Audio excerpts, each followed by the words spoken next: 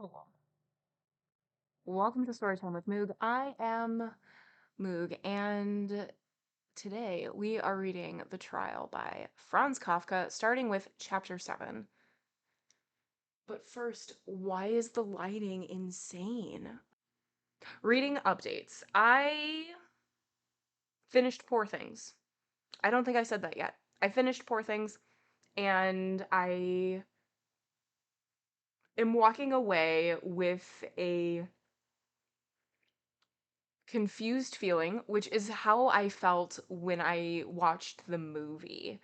And I walked away not knowing if I actually liked it. But I think I do like the book better. But there's just so much going on in it, and there's so much up for discussion. Poor Things, if you don't know, is a story about this girl who jumped off of a bridge, and her corpse, like, she was pregnant when she jumped, and she died, and this scientist takes the brain of the baby and puts it into the head of the adult. So right there we're already confused. But it is a good story overall. There's a lot of things that happen into it. There's a lot of questions of like ethics and politics and social standings and just like power dynamics. There's a lot to be discussed, which is great. But I don't know if I can say that I like it. And I don't know if you're actually supposed to like it. You know what I mean? Science. Exactly. And I think I started another book, but I can't give any updates on it because I started listening to it when I was walking, and I think it's a book that I'm gonna have to read because it seems like so like my little pea brain just can't. It just can't. It's far too smart of a book to me for me to just listen to. So I think I'm going to try to do the thing where I read it and listen at the same time to see how I like it because the voice actor has an accent that fits along with the story. It's not like a US Midwest type accent. So I think that that's the way that I'm going to go.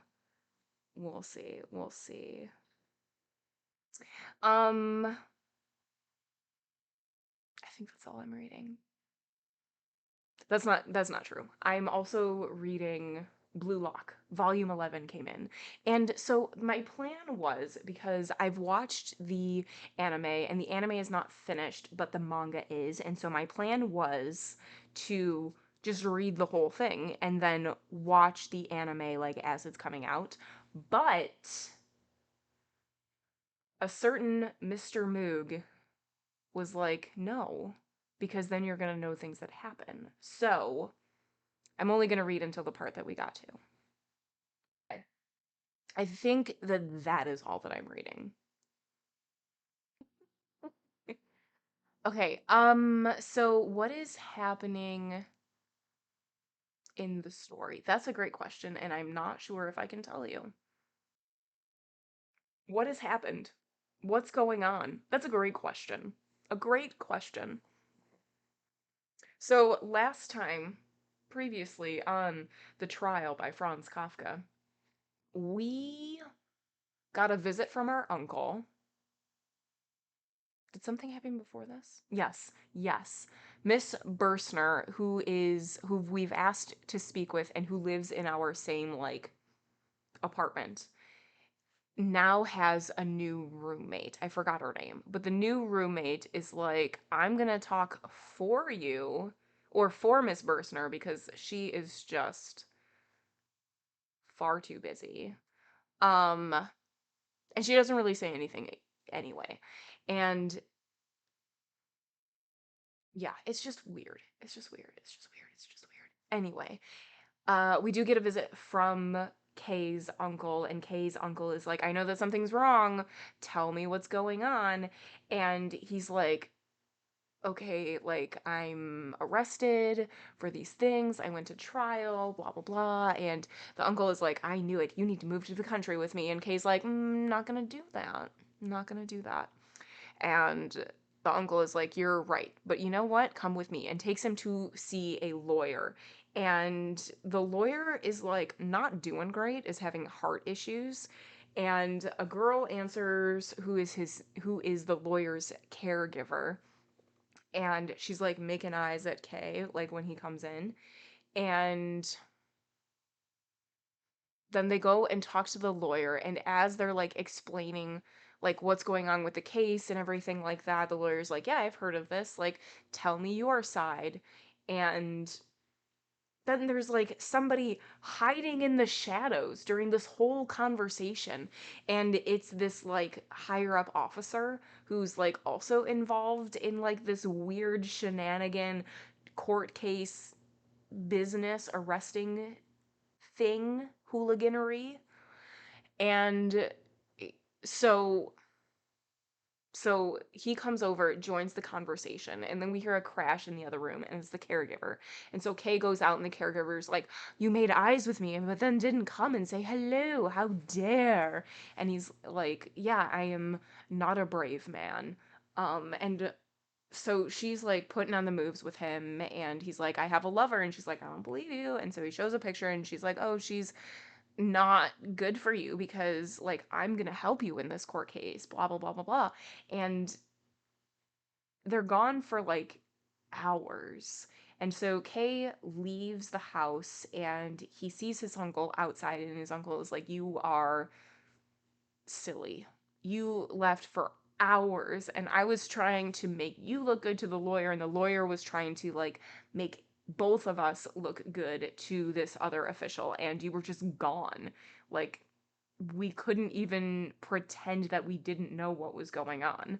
So that's cool. And I think that's the last thing that we read. Maybe. Yes. Yeah, it is. Okay, cool. Sick. Sick. Okay. Get cozy. Get a snack. Get a little sippy because you're gonna need it.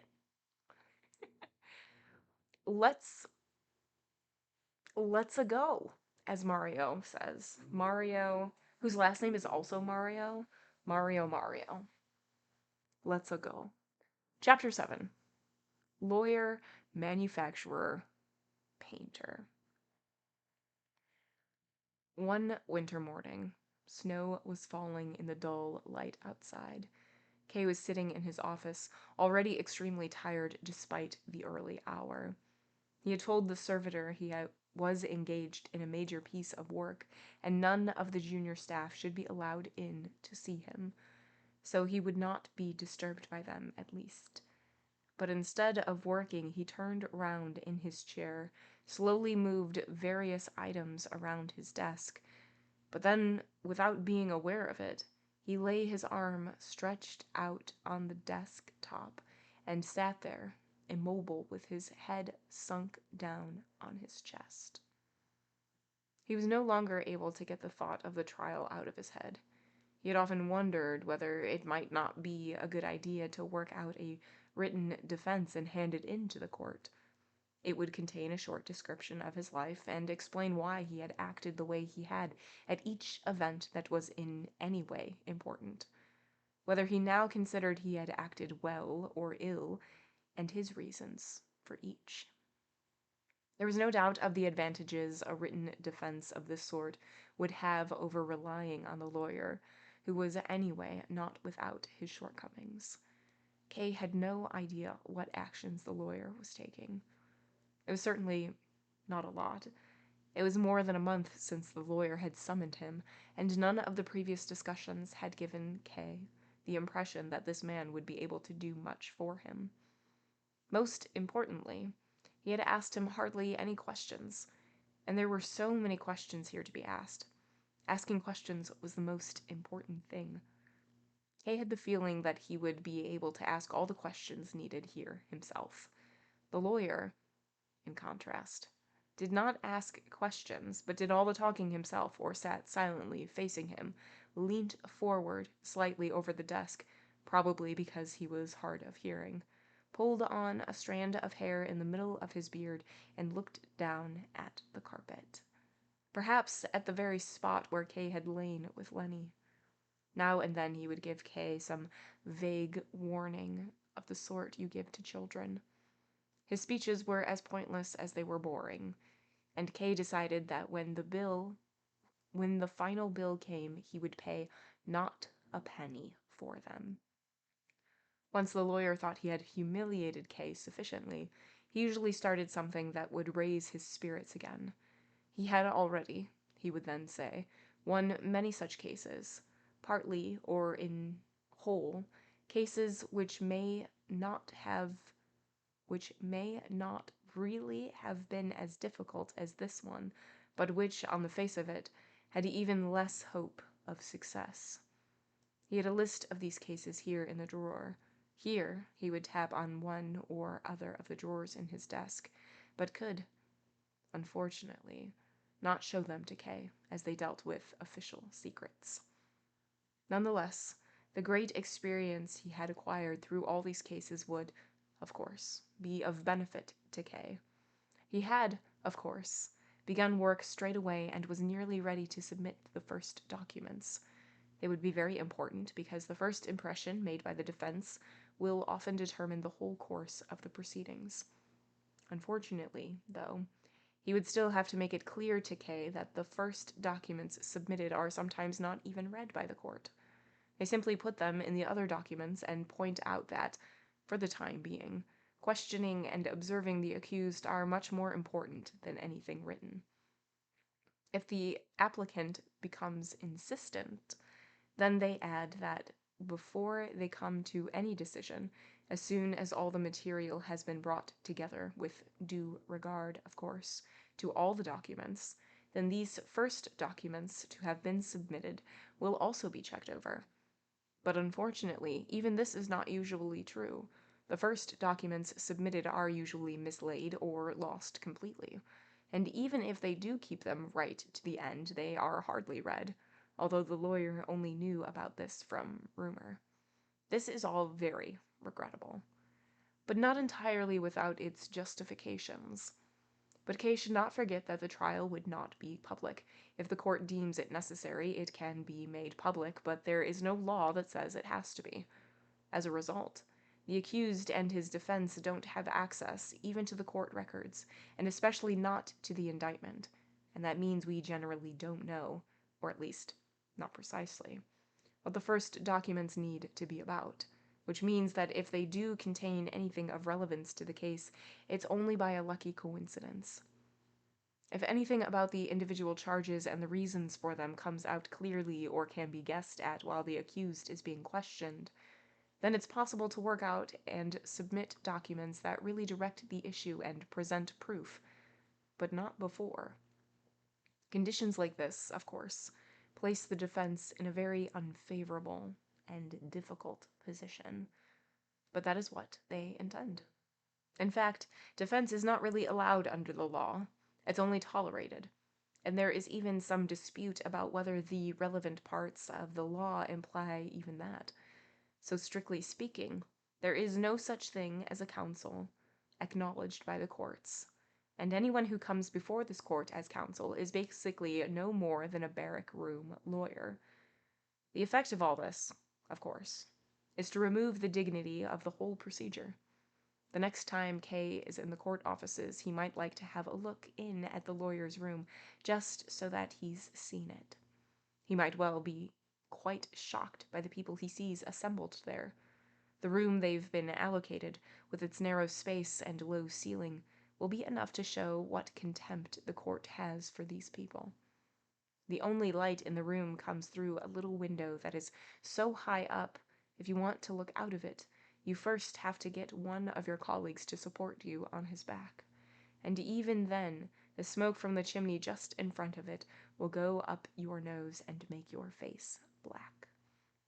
In the front of this room, to give yet another example of the conditions there, There is a hole that's been there for more than a year. It's not so big that a man could fall through, but it is big enough for your foot to disappear through it. The lawyer's room is on the second floor of the attic.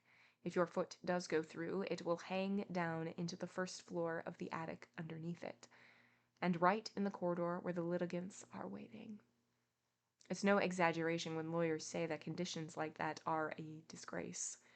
Complaints to the management don't have the slightest effect, but the lawyers are strictly forbidden to alter anything in the room at their own expense.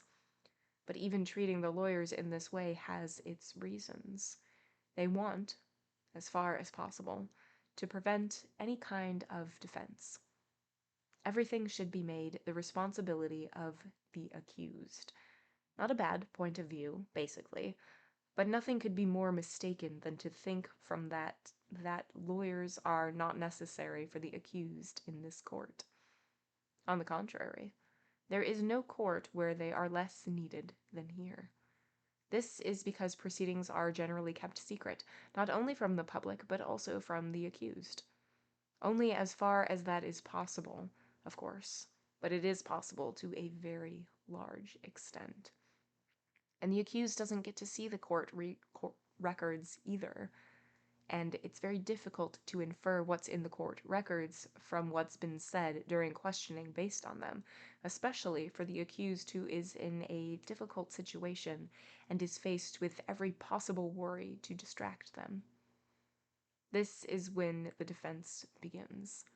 Counsel for the defense are not normally allowed to be present while the accused is being questioned, so afterwards, and if possible still at the door of the interview room, he has to learn what he can about it from him and extract whatever he can that might be of use, even though what the accused has to report is often very confused.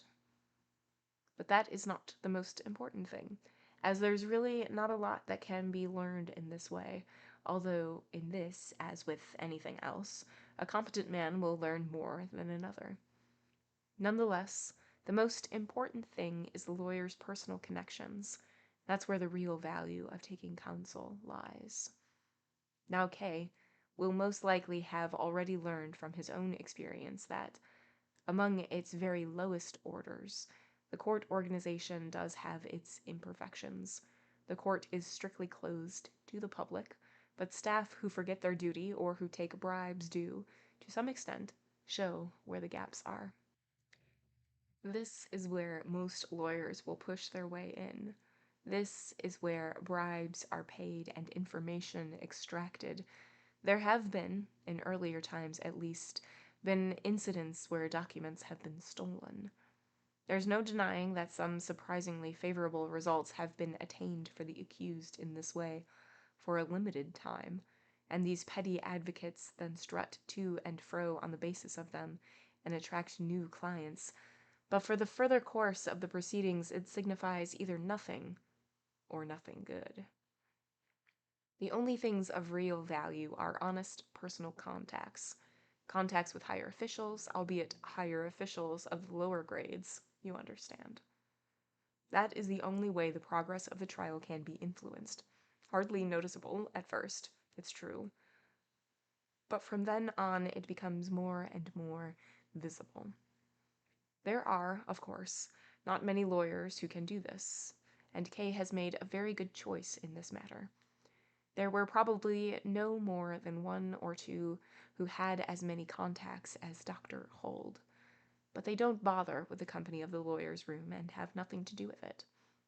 This means they have all the less contact with the court officials. It is not at all necessary for Dr. Hold to go to the court, wait in the anterooms for the examining judges to turn up, if they turn up, and try to achieve something which, according to the judge's mood, is usually more apparent than real, and most often not even that. No. Kay has seen for himself that the court officials, including some who are quite high up, come forward without being asked, are glad to give information which is fully open or at least easy to understand. They discuss the next stages of the proceedings. In fact, In some cases, they can be won over and are quite willing to adopt the other person's point of view. However, when this happens, you should never trust them too far, as however firmly they may have declared this new point of view in favor of the defendant, they might well go straight back to their offices and write a report for the court that says just the opposite, and might well be even harder on the defendant than the original view, the one they insist they've been fully dissuaded from. And, of course, there's no way of defending yourself from this. Something said in private is indeed in private and cannot be used in public. It's not something that makes it easy for the defense to keep those gentlemen's favor. On the other hand, it's also true that the gentlemen don't become involved with the defense, which will, of course, be done with great enterprise, just for philanthropic reasons or in order to be friendly. In some respects, it would be truer to say that they, too, have it allocated to them. This is where the disadvantages of a court structure that, right from the start, stipulates that all proceedings take place in private, come into force. In normal, mediocre trials, its officials have contact with the public, and they're very well equipped for it. But here they don't. Normal trials run their course all by themselves, almost, and just need a nudge here and there. But when they're faced with cases that are especially difficult, they're as lost as they often are with ones that are very simple. They're forced to spend all their time, day and night, with their laws, and so they don't have the right feel for human relationships. And that's a serious shortcoming in cases like this. That's when they come for advice to the lawyer, with a servant behind them carrying the documents, which normally are kept so secret. You could have seen many gentlemen at this window, gentlemen of whom you would least expect it, staring out this window in despair on the streets below while the lawyer is at his desk studying the documents so that he can give them good advice. And at times like that, it's also possible to see how exceptionally seriously these gentlemen take their professions, and how they are thrown into great confusion by difficulties which it's just not in their natures to overcome. But they're not in an easy position. To regard their positions as easy would be to do them an injustice. The different ranks and hierarchies of the court are endless, and even someone who knows his way around them cannot always tell what's going to happen. But even for the junior officials, the proceedings in the courtrooms are usually kept secret, so they are hardly able to see how the cases they work with proceed. Court affairs appear in their range of vision, often without their knowing where they come from, and they move on further without their learning where they go. So civil servants like this are not able to learn the things you can learn from studying the successive stages that individuals' trials go through, the final verdict, or the reason for it. They're only allowed to deal with that part of the trial which the law allocates them, and they usually know less than the result of their work after it's left them than the defense does, even though the defense will usually stay in contact with the accused until the trial is nearly at its end, so that the court officials can learn many useful things from the defense. Bearing all this in mind, does it still surprise Kay that the officials are irritated and often express themselves about the litigants in unflattering ways, which is an experience shared by everyone? All the officials are irritated, even when they appear calm. This causes many difficulties for the junior advocates, of course. There is a story, for instance, that has very much the ring of truth about it. It goes like this. One of the older officials, a good and peaceful man, was dealing with a difficult matter for the court which had become very confused, especially thanks to the contributions from the lawyers. He had been studying it for a day and a night without a break, as these officials are indeed hard-working. No one works as hard as they do. When it was nearly morning, and he had been working for 24 hours with probably very little result, he went to the front entrance, waited there in ambush, and every time a lawyer tried to enter the building, he would throw him down the steps. The lawyers gathered together down in front of the steps and discussed with each other what they should do. On the one hand, they had actually no right to be allowed into the building, so that there was hardly anything that they could legally do to the official, and, as I've already mentioned, they would have to be careful not to set all the officials against them. On the other hand, any day not spent in court is a day lost for them, and it was a matter of some importance to force their way inside. In the end, they agreed that they would try to tire the old man out. One lawyer after another was sent out to run up the steps and let himself be thrown down again, offering what resistance he could as long as it was passive resistance, and his colleagues would catch him at the bottom of the steps. That went on for an hour, until the old gentleman, who was already exhausted from working all night, was very tired and went back to his office. Those who were at the bottom of the steps could not believe it at first, so they sent somebody out to go and look behind the door to see if there really was no one there. And only then did they gather together, and probably didn't even dare to complain, as it's far from being the lawyer's job to introduce any improvements in the court system, or even to want to. Even the most junior lawyer can understand the relationship there to some extent, but one significant point is that almost every defendant, even very simple people, begins to think of suggestions for improving the court as soon as his proceedings have begun. Many of them often even spend time and energy on the matter that could be spent far better elsewhere. The only right thing to do is to learn how to deal with the situation as it is.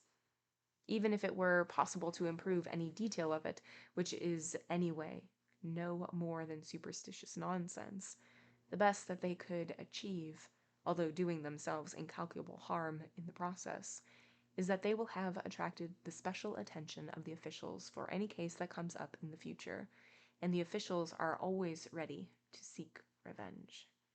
Never attract attention to yourself. Stay calm, however much it goes against your character. Try to gain some insight into the size of the court organism and how, to some extent, it remains in a state of suspension, and that even if you alter something in one place, you'll draw the ground out from under your feet and might fall. Whereas if an enormous organism like the court is disrupted in any one place, it finds it easy to provide a substitute for itself somewhere else. Everything is connected with everything else, and will continue without any change, or else, which is quite probable, even more closed, more attentive, more strict, more malevolent. So it's best to leave the work to the lawyers, and not to keep disturbing them. It doesn't do much good to make accusations, especially if you can't make it clear what they're based on and their full significance. But it must be said that Kay caused a great deal of harm to his own case by his behavior towards the office director. He was a very influential man, but now he might as well be struck off the list of those who might do anything for Kay. If the trial is mentioned, even just in passing, it's quite obvious that he's ignoring it. These officials are in many ways just like children. Often something quite harmless, although Kay's behavior could unfortunately not be called harmless, will leave them feeling so offended that they will even stop talking with good friends of theirs. They turn away when they see them and do everything they can to oppose them. But then, with no particular reason, surprisingly enough, some little joke that was only ever attempted because everything seemed so hopeless will make them laugh, and they'll be reconciled. It's both difficult and hard at the same time to deal with them, and there's hardly any reason for it. It's sometimes quite astonishing that a single, average life is enough to encompass so much that it's at all possible ever to have any success in one's work here. On the other hand, there are also dark moments, such as everyone has, when you think you've achieved nothing at all, when it seems that the only trials to come to a good end are those that were determined to have a good end from the start, and would do so without any help, while all the others are lost despite all the running to and fro, all the effort, all the little apparent successes that gave such joy. Then you no longer feel very sure of anything, and if asked about a trial that was doing well by its own nature, but which was turned for the worse because you assisted in it, would not even deny that. And even that is a kind of self-confidence, but then it's the only one that's left. Lawyers are especially vulnerable to fits of depression of that sort, and they are no more than fits of depression, of course. When a case is suddenly taken out of their hands after they've been conducting it satisfactorily for some time, that's probably the worst that can happen to a lawyer. It's not that the accused takes the case away from him. That hardly ever happens. Once a defendant has taken on a certain lawyer, he has to stay with him, whatever happens. How could he ever carry on by himself after he's taken on help from a lawyer? No, that just doesn't happen. But what does happen, sometimes, is that the trial takes on a course where the lawyer may not go along with it. Client and trial are both simply taken away from the lawyer, and then even contact with the court officials won't help, however good they are, as they don't know anything themselves. The trial will have entered a stage where no more help can be given, where it's being processed in courts to which no one has any access, where the defendant cannot even be contacted by his lawyer. You come home one day and find all the documents you've submitted, which you've worked hard to create and which you had the best hopes for, lying on the desk. They've been sent back as they can't be carried through to the next stage in the trial. They're just worthless scraps of paper. It doesn't mean that the case has been lost. Not at all. Or at least there is no decisive reason for supposing so. It's just that you don't know anything more about the case and won't be told anything of what's happening. Well, cases like that are the exceptions, I'm glad to say, and even if Kay's trial is one of them, it's still, for the time being, a long way off. But there was still plenty of opportunity for lawyers to get to work, and Kay could be sure they would be made use of. As he had said, the time for submitting documents was still in the future, and there was no rush to prepare them. It was much more important to start the initial discussions with the appropriate officials, and they had already taken place. With varying degrees of success, it must be said. It was much better not to give away any details before their time, as in that way Kay could only be influenced unfavorably, and his hopes might be raised, or he might be made too anxious. Better just to say that some individuals have spoken very favorably and shown themselves very willing to help, although others have spoken less favorably. But even they have not in any way refused to help. So all in all, the results are very encouraging.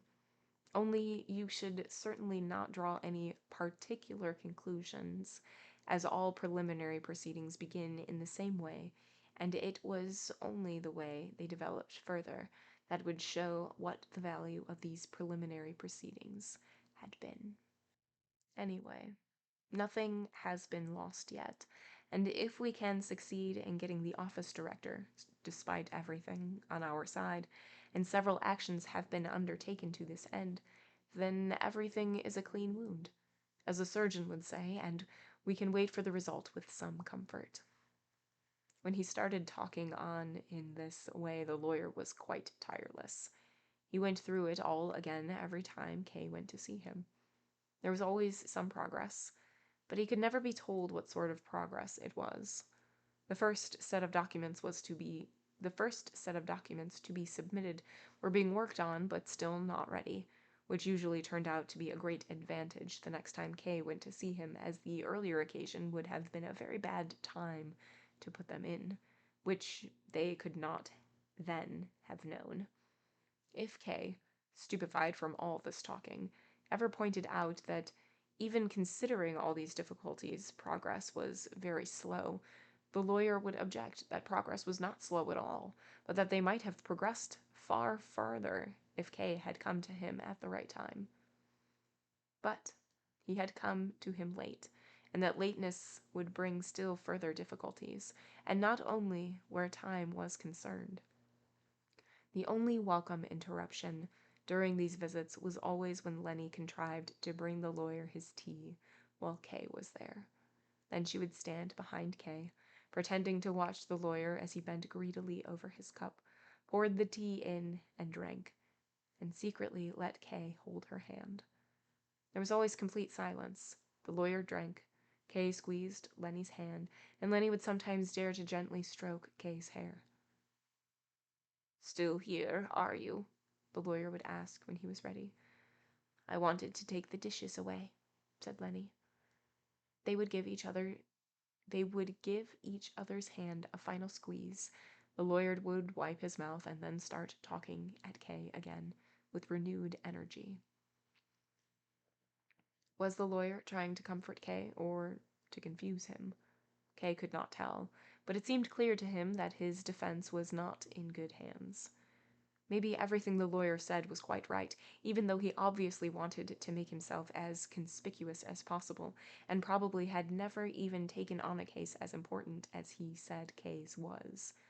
But it was still suspicious how he continually mentioned his personal contacts with the civil servants.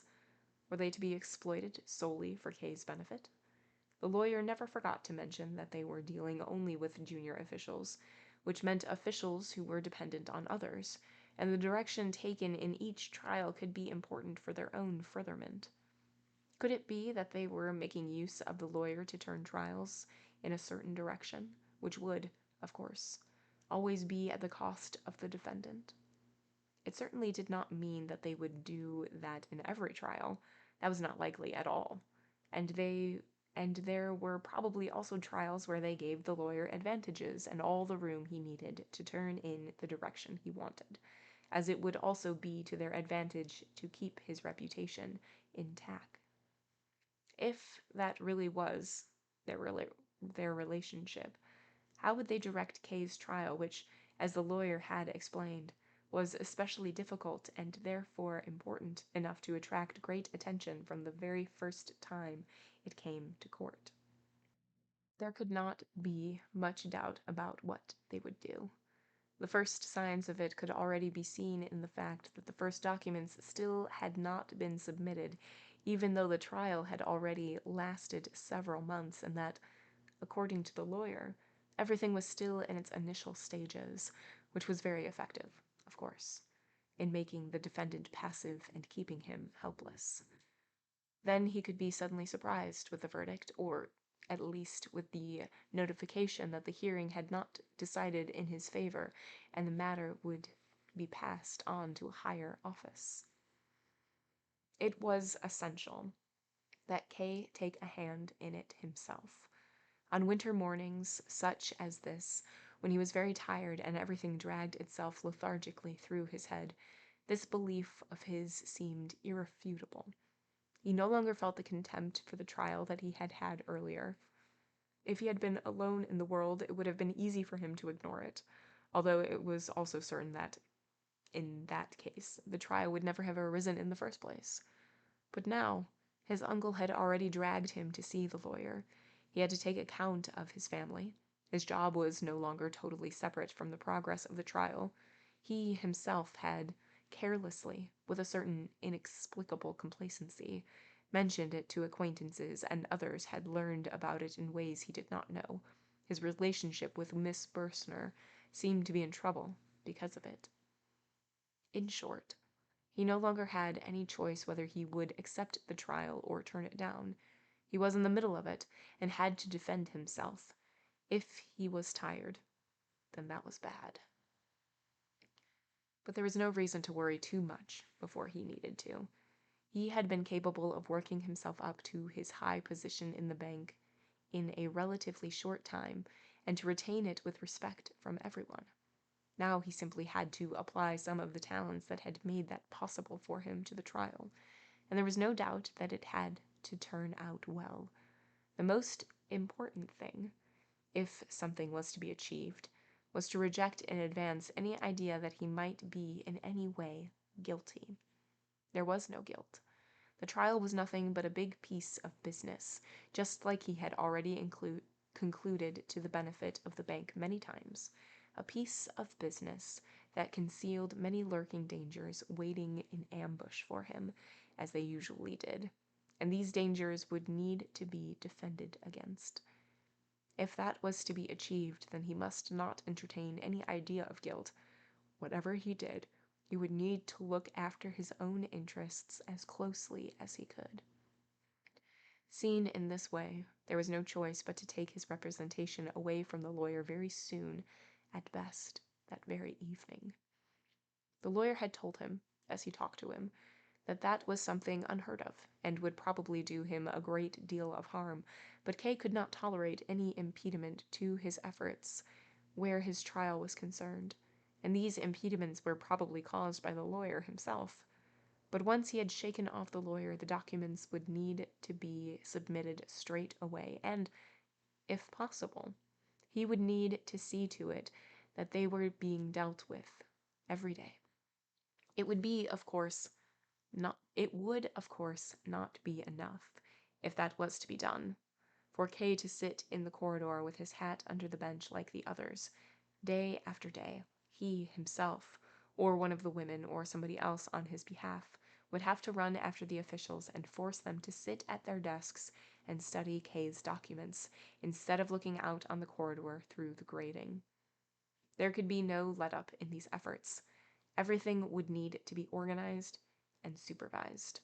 It was about that time that the court came up against a defendant who knew how to defend and make use of his rights.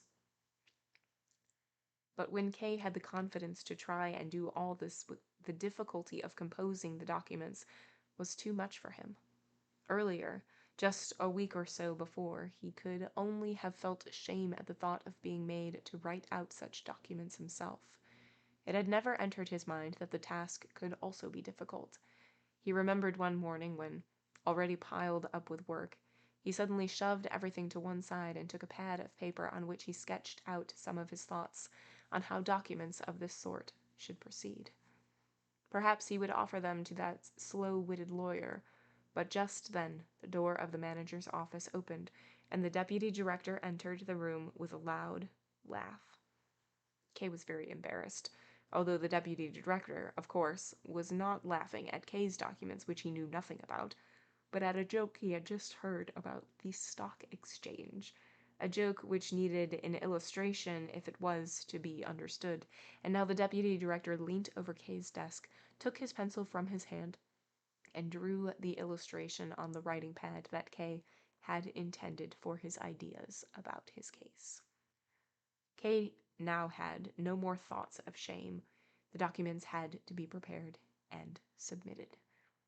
If, as was very likely, he could find no time to do it in the office, he would have to do it at home, at night. If the nights weren't enough, he would have to take a holiday. Above all, he could not stop halfway.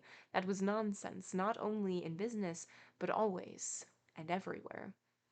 Needless to say, the documents would mean an almost endless amount of work. It was easy to come to the belief, not only for those of an anxious disposition, that it was impossible ever to finish it.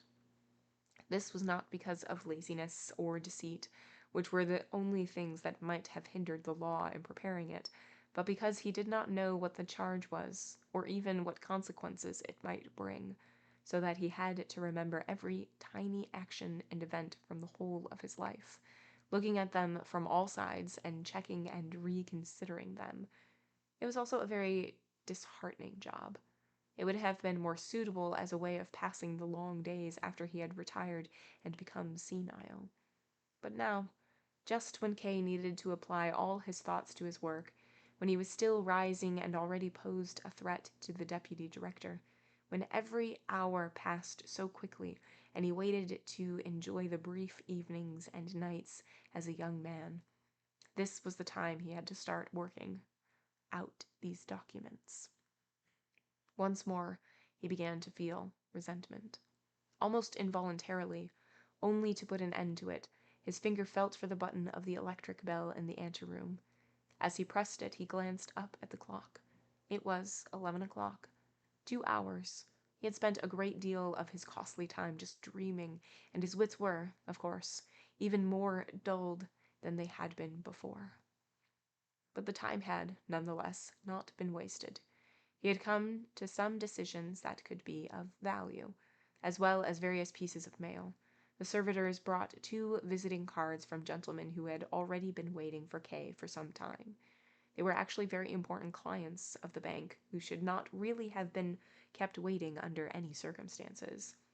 Why had they come at such an awkward time, and why, the gentleman on the other side of the closed door seemed to be asking, was the industrious Kay using up the best business time for his private affairs?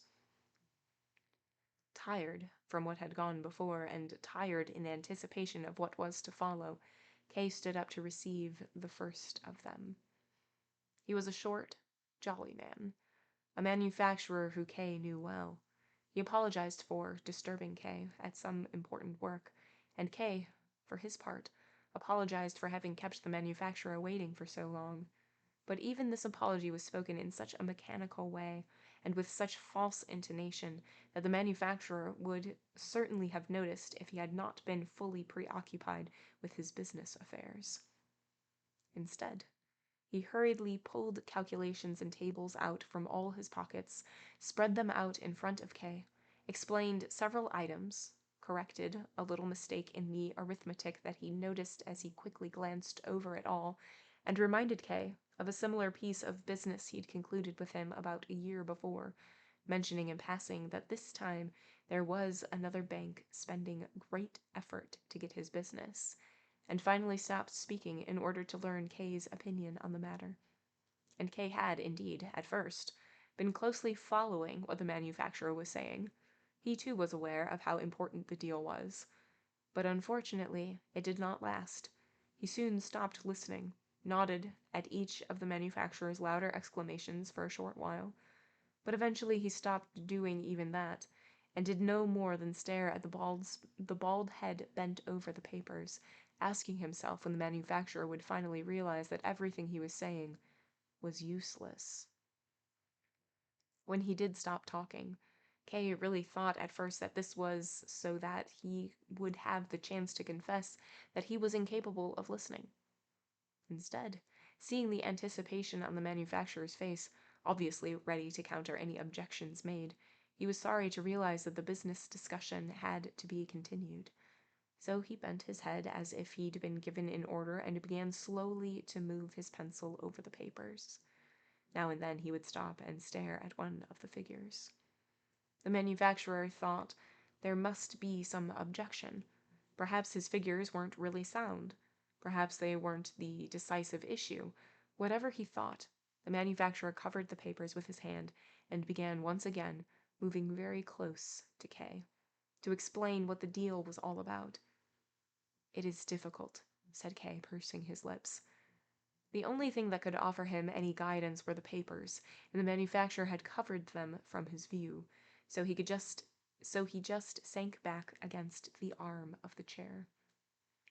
Even when the door of the manager's office opened and revealed not very clearly, as if through a veil, the deputy director, he did no more than look up weakly. Kay thought no more about the matter. He merely watched the immediate effect of the deputy director's appearance, and, for him, the effect was very pleasing. The manufacturer immediately jumped up from his seat and hurried over to meet the deputy director, although Kay would have liked to make him 10 times livelier, as he feared the deputy director might disappear again. He need not have worried. The 2 gentlemen met each other, shook each other's hands, and went together over to Kay's desk. The manufacturer said he was sorry to find the chief clerk so little inclined to do business, pointing to Kay, who, under the view of the deputy director, had bent back down over the papers. As the 2 men leant over the desk, and the manufacturer made some effort to gain and keep the deputy director's attention, Kay felt as if they were much bigger than they really were, and that their negotiations were about him. Carefully, and slowly turning his eyes upward, he tried to learn what was taking place above him. took one of the papers from his desk without looking to see what it was, lay it on the flat of his hand, and raised it slowly up as he rose up to the level of the two men himself. He had no particular plan in mind as he did this, but merely felt this was how he would act if only he had finished preparing that great document that was to remove his burden entirely. The deputy director had been paying all this attention to the conversation and did no more than glance at the paper. He did not read what was written on it at all as what was important for the chief clerk and what was important for him. He took it from Kay's hand, saying, "Thank you, I'm already familiar with everything," and laid it calmly back on the desk.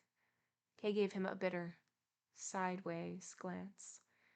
But the deputy director did not notice this at all, or if he did notice it, it only raised his spirits. He frequently laughed out loud. One time he clearly embarrassed the manufacturer when he raised an objection in a witty way, but drew him immediately back out of his embarrassments by commenting adversely on himself, and finally invited him into his office, where they could bring the matter to its conclusion. "It's a very important matter," said the manufacturer.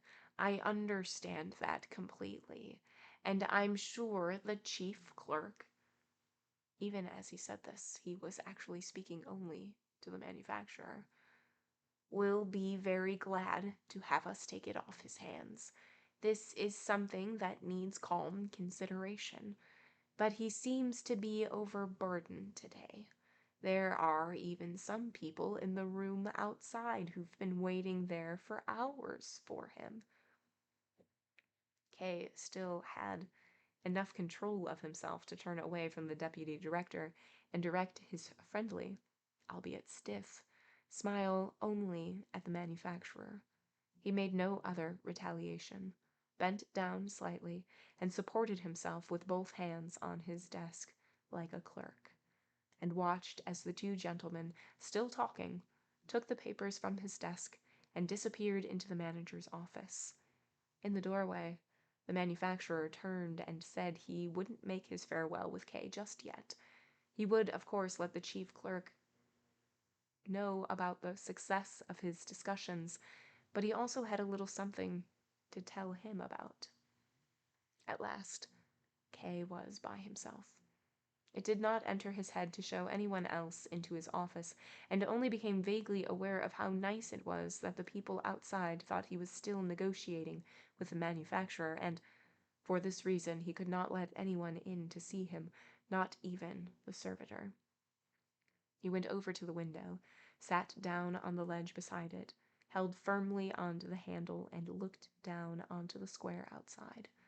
The snow was still falling. The weather still had not brightened up at all. He remained a long time sitting in this way, not knowing what it actually was that made him so anxious. Only occasionally did he glance, slightly startled, over his shoulder at the door to the outer room where, mistakenly, he thought he'd heard some noise. No one came, and that made him feel calmer. He went over to the washstand, rinsed his face with cold water, and, his head somewhat clearer, went back to his place by the window.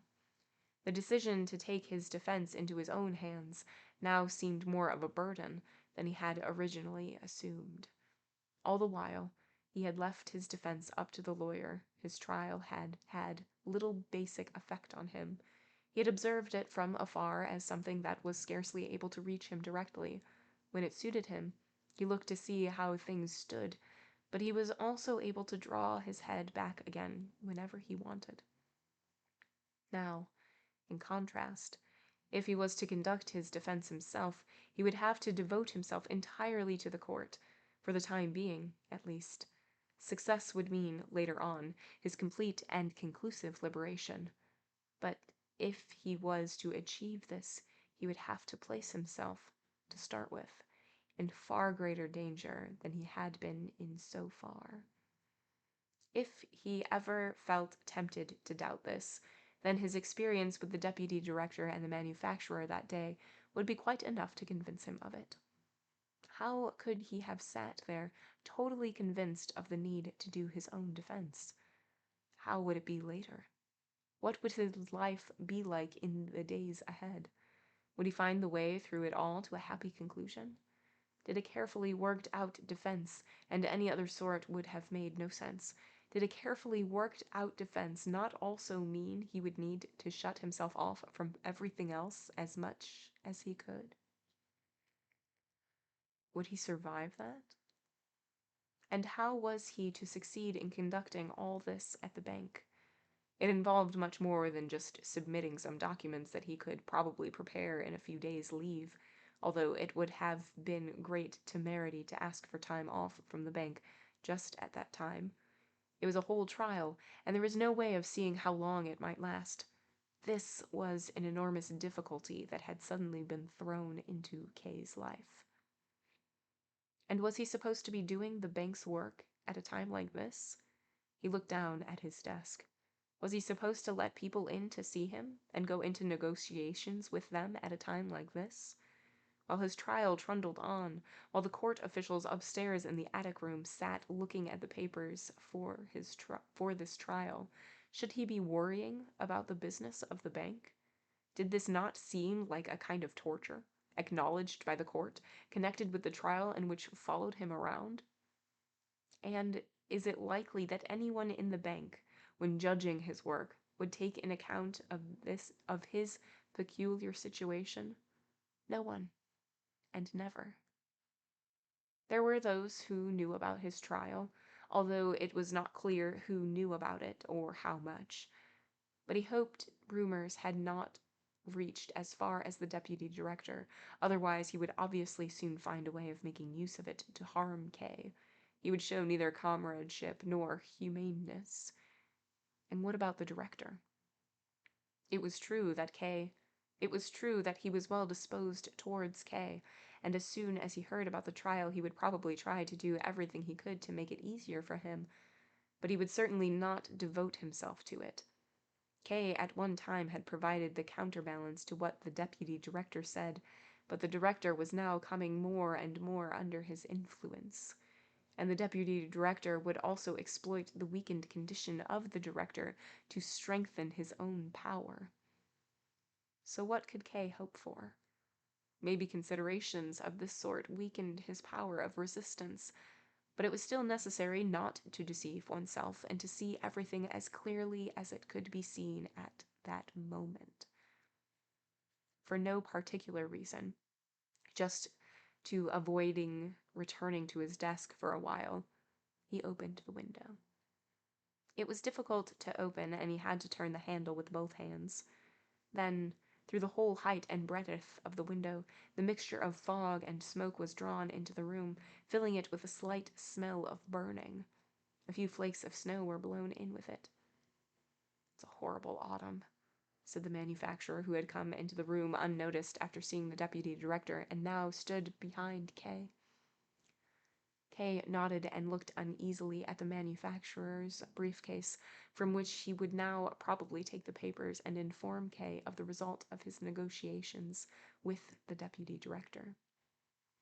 However, the manufacturer saw where Kay was looking, knocked on his briefcase, and without opening it said, "You'll be waiting to hear how things turned out. I've already got the contract in my pocket. Almost. He's a charming man, your deputy director. He's got his dangers, though."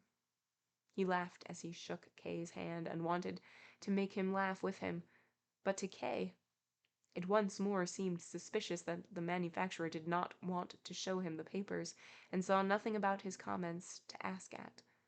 "Chief clerk," said the manufacturer, "I expect the weather's been affecting your mood, has it? You're looking so worried today." "Yes," said Kay, raising his hand and holding the temple of his head. "Headaches, worries in the family." "Quite right," said the manufacturer, who was always in a hurry and could never listen to anyone for very long. "Everyone has a cross to bear." Kay had unconsciously made a step towards the door as if wanting to show the manufacturer out, but the manufacturer said, "Chief clerk, there's something else I'd like to mention to you. I'm very sorry if it's something that'll be a burden to you today of all days, but I've been to see you twice already lately, and each time I forgot all about it. If I delay it any longer, it might well lose its points altogether. That would be a pity, as I think what I've got to say does have some value. Before Kay had had the time to answer him, the manufacturer came up close to him, tapped his knuckle lightly on his chest, and said quietly, "You've got a trial going on, haven't you?" Kay stepped back and immediately exclaimed, "That's what the deputy director's been telling you?" "No, no," said the manufacturer. "How would the deputy director know about it?" "And what about you?" asked Kay, already more in control of himself. "I hear things about the court here and there," said the manufacturer, "and that even applies to what it is that I wanted to tell you." "There are so many people who have connections with the court," said Kay with lowered head, and he led the manufacturer over to his desk. They sat down where they had been before, and the manufacturer said, "I'm afraid it's not very much that I've got to tell you about. Only, in matters like this, it's best not to overlook the tiniest details. Besides, I really want to help you in some way, however modest my help might be. We've been good business partners up till now, haven't we?" "Well then," Kay wanted to apologize for his behavior in the conversation earlier that day, but the manufacturer would tolerate no interruption, shoved his briefcase up high in his armpit to show that he was in a hurry, and carried on. "I know about your case through a certain Titorelli. He's a painter. Titorelli is just an artistic name. I don't even know what his real name is. He's been coming to me in my office for years from time to time, and brings little pictures with him, which I buy more or less, just for the sake of charity, as he's hardly more than a beggar. And they're nice pictures, too, moorland landscapes and that sort of thing. We'd both got used to doing business in this way, and it always went smoothly. Only one time these visits became a bit too frequent. I began to tell him off for it. We started talking, and I became interested how it was that he could earn a living just by painting. And then I learned to my amazement that his main source of income was painting portraits. "I work for the court," he said. "What court?" said I, and that's when he told me about the court. I'm sure you can imagine how amazed I was at being told all this. Ever since then I learn something new about the court every time he comes to visit, and so little by little I get to understand something of how it works. Anyway, Titorelli talks a lot, and I often have to push him away, not only because he's bound to be lying, but also, most of all, because a businessman like me, who's already close to breaking point under the weight of his own business worries, can't pay too much attention to other people's. But all that's just by the by. Perhaps this is what I've been thinking. Perhaps Titorelli might be able to help you in some small way. He knows lots of judges, and even if he can't have much influence himself, he can give you some advice about how to get some influential people on your side.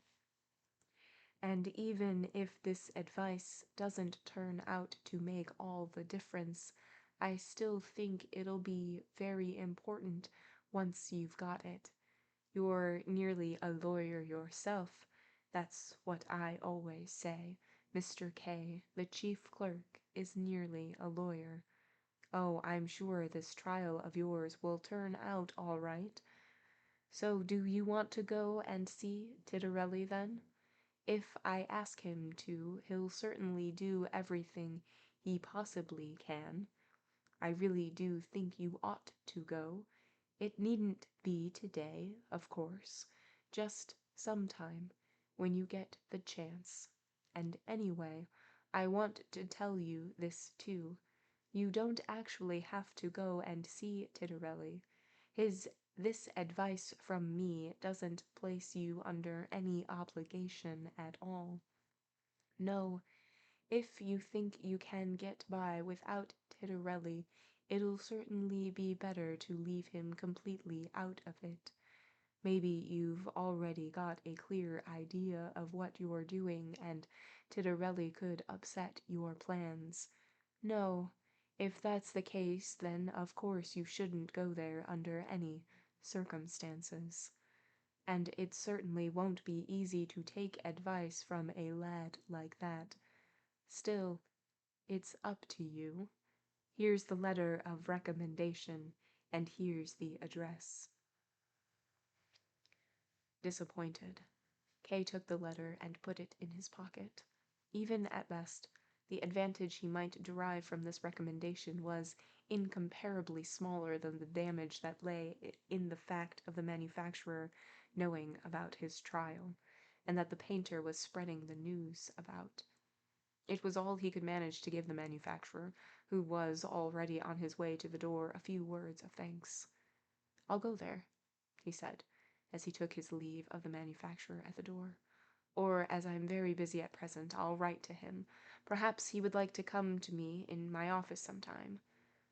"I was sure you'd find the best solution," said the manufacturer. "Although I had thought you'd prefer to avoid inviting people like this Titorelli to the bank and talking about the trial here. And it's not always a good idea to send letters to people like Titorelli. You don't know what might happen to them. But you're bound to have thought everything through, and you know what you can and can't do."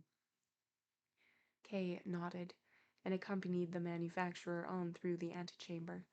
But despite seeming calm on the outside, he was actually very shocked. He had told the manufacturer he would write to Titorelli only to show him in some way that he valued his recommendations, and would consider the opportunity to speak with Titorelli without delay. But if he had thought Titorelli could offer any worthwhile assistance, he would not have delayed. But it was only the manufacturer's comment that made Kay realize what dangers that could lead to. Was he really able to rely on his own understanding so little? If it was possible that he might invite a questionable character into the bank with a clear letter, and ask advice from him about his trial, separated from the deputy director by no more than a door, was it not possible, or even very likely, that there was also other dangers he had failed to see, or that he was even running towards? There was not always someone beside him to warn him, and just now, just when he would have to act with all the strength he could muster, now a number of doubts of a sort he had never known before had presented themselves and affected his own vigilance. The difficulties he had been feeling in carrying out his office work, were they now going to affect the trial too? Now, at least, he found himself quite unable to understand how he could have intended to write to Titorelli and invite him to the bank. He shook his head at the thought of it once more as the servitor came up beside him and drew his attention to the three gentlemen who were waiting on a bench in the anteroom. They had already been waiting to see Kay for a long time. Now that the servitor was speaking with Kay, they had stood up, and each of them wanted to make use of the opportunity to see Kay before the others. It had been negligent of the bank to let them waste their time here in the waiting room, but none of them wanted to draw attention to this. Mr. K, one of them was saying. But Kay had told the servitor to fetch his winter coat and said to the three of them, as the servitor helped him to put it, "Please forgive me, gentlemen. I'm afraid I have no time to see you at present. Please do forgive me, but I have some urgent business to settle and have to leave straight away. You've already seen yourselves how long I've been delayed. Would you be so kind as to come back tomorrow, or some other time? Or perhaps we could settle your affairs by telephone. Or perhaps you would like to tell me now, briefly, what it's about that I can then give you a full answer in writing. Whatever the best thing will be for you to come here again." The gentlemen now saw that their wait had been totally pointless, and these suggestions of Kay's left them so astounded that they looked at each other without a word. "It's agreed then, is it?" asked Kay, who had turned toward the servitor, bringing him his hat. Through the open door of Kay's office, they could see that the snowfall fell outside had become much heavier. So Kay turned the collar of his coat up and buttoned it up high under his chin.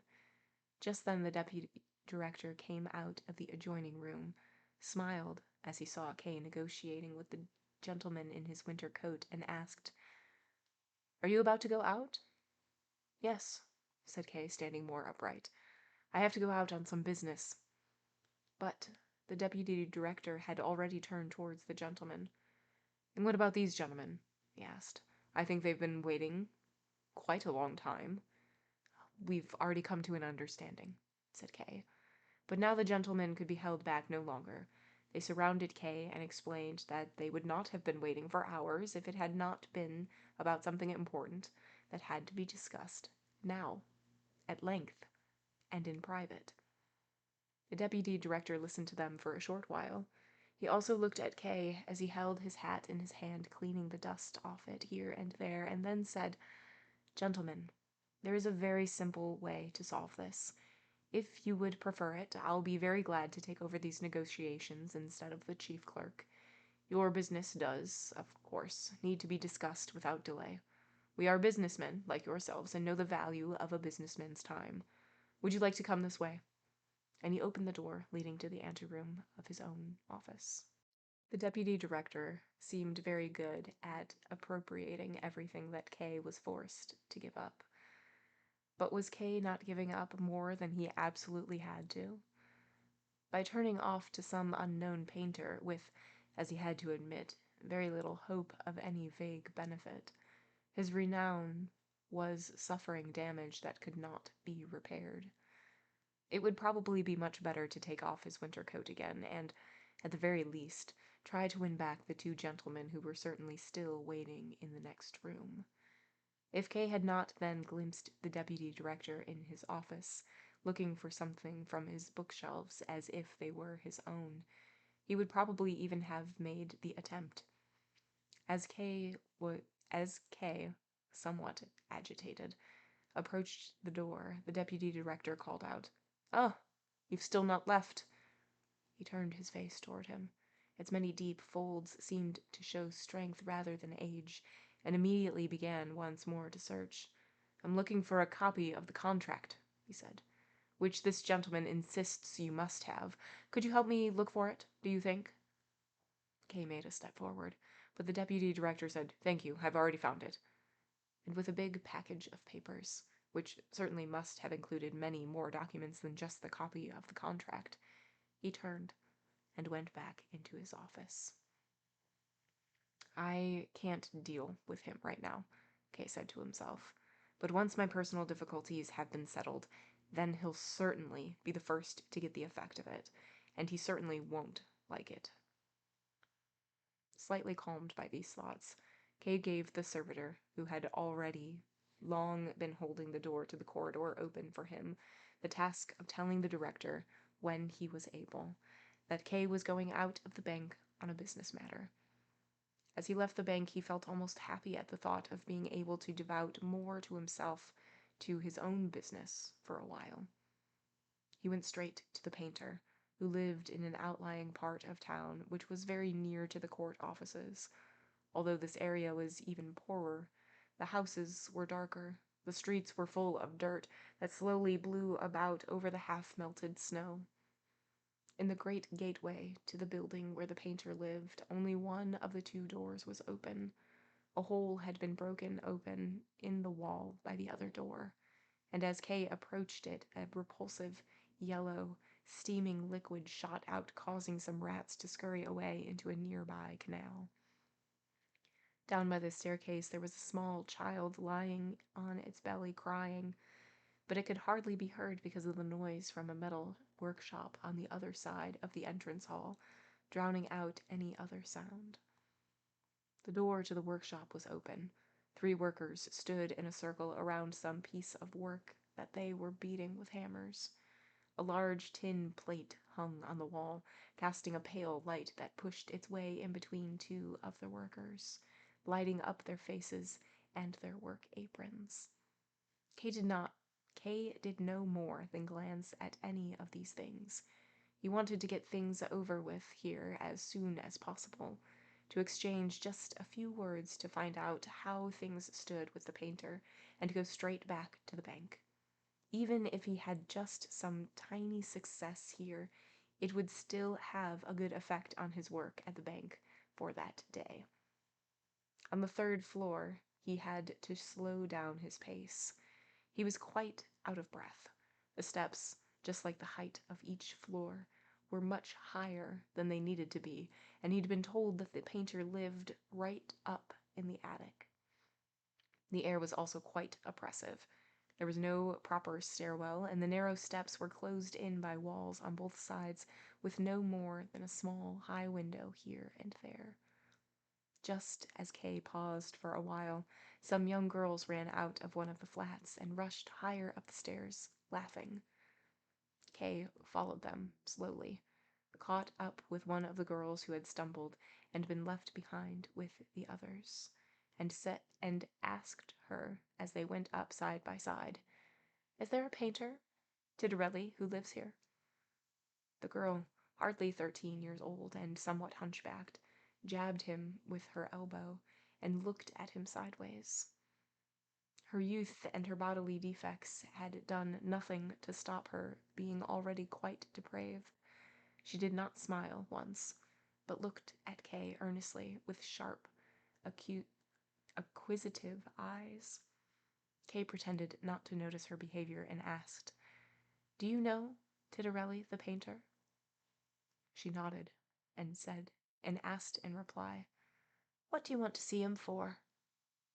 Kay thought it would be to his advantage quickly to find out something more about Titorelli. "Well, I want to have him paint my portrait," he said. "Paint your portrait?" she asked, opening her mouth too wide and lightly hitting Kay with her hand as if he had said something extraordinarily surprising or clumsy. With both hands she lifted her skirt, which was already very short, and as fast as she could she ran off after the other girls, whose indistinct shouts lost themselves in the heights. At the next turn of the stairs, however, Kay encountered all the girls once more. The hunchbacked girl had clearly told them about Kay's intention, and they were waiting for him. They stood on both sides of the stairs, pressing themselves against the wall so that Kay could get through between them, and smoothed their aprons down with their hands. All their faces, even in this guard of honor, showed a mixture of childishness and depravity. Up at the head of the line of girls who now, laughing, began to close in around Kay was the hunchback who had taken on the role of leader. It was thanks to her that Kay found the right direction without delay. He would have continued up the stairs straight in front of him, but she showed him that to reach Titorelli he would need to turn off to one side. The steps that led to the painter were especially narrow, very long, without any turning. The whole length could be seen in one glance, and at the top, at Titorelli's closed door, it came to its end. This door was much better illuminated than the rest of the stairway by the light from a small skylight set obliquely above it. It had been put together from unpainted planks of wood, and the name Titorelli was painted on it in broad red brushstrokes. Kay was no more than halfway up the steps, accompanied by his retinue of girls, when, Clearly the result of the noise of all those footsteps. The door opened slightly, and in the crack a man who seemed to be dressed in just his nightshirt appeared. "Oh!" he cried, when he saw the approaching crowd, and vanished. The hunchbacked girl clapped her hands in glee, and the other girls crowded in behind Kay to push him faster forward. They still had not arrived at the top, however, when the painter up above them suddenly pulled the door wide open and, with a deep bow, invited Kay to enter. The girls, on the other hand, he tried to keep away. He did not want to let any of them in, however much they begged him and however much they tried to get in. If they could not get in with his permission, they would try to force their way in against his will. The only one to succeed was the hunchback, when she slipped through under his outstretched arm, but the painter chased after her, grabbed her by the skirt, span her once round, and set her down again by the door with the other girls who, unlike the first, had not dared to cross the doorstep while the painter had left his post. Kay did not know what he was to make of all this, as they all seemed to be having fun. One behind the other, the girls by the door stretched their necks up high, and called out various words to the painter which were meant in jest, but which Kay did not understand, and even the painter laughed at the hunchback as the hunchback whirled round in his hand.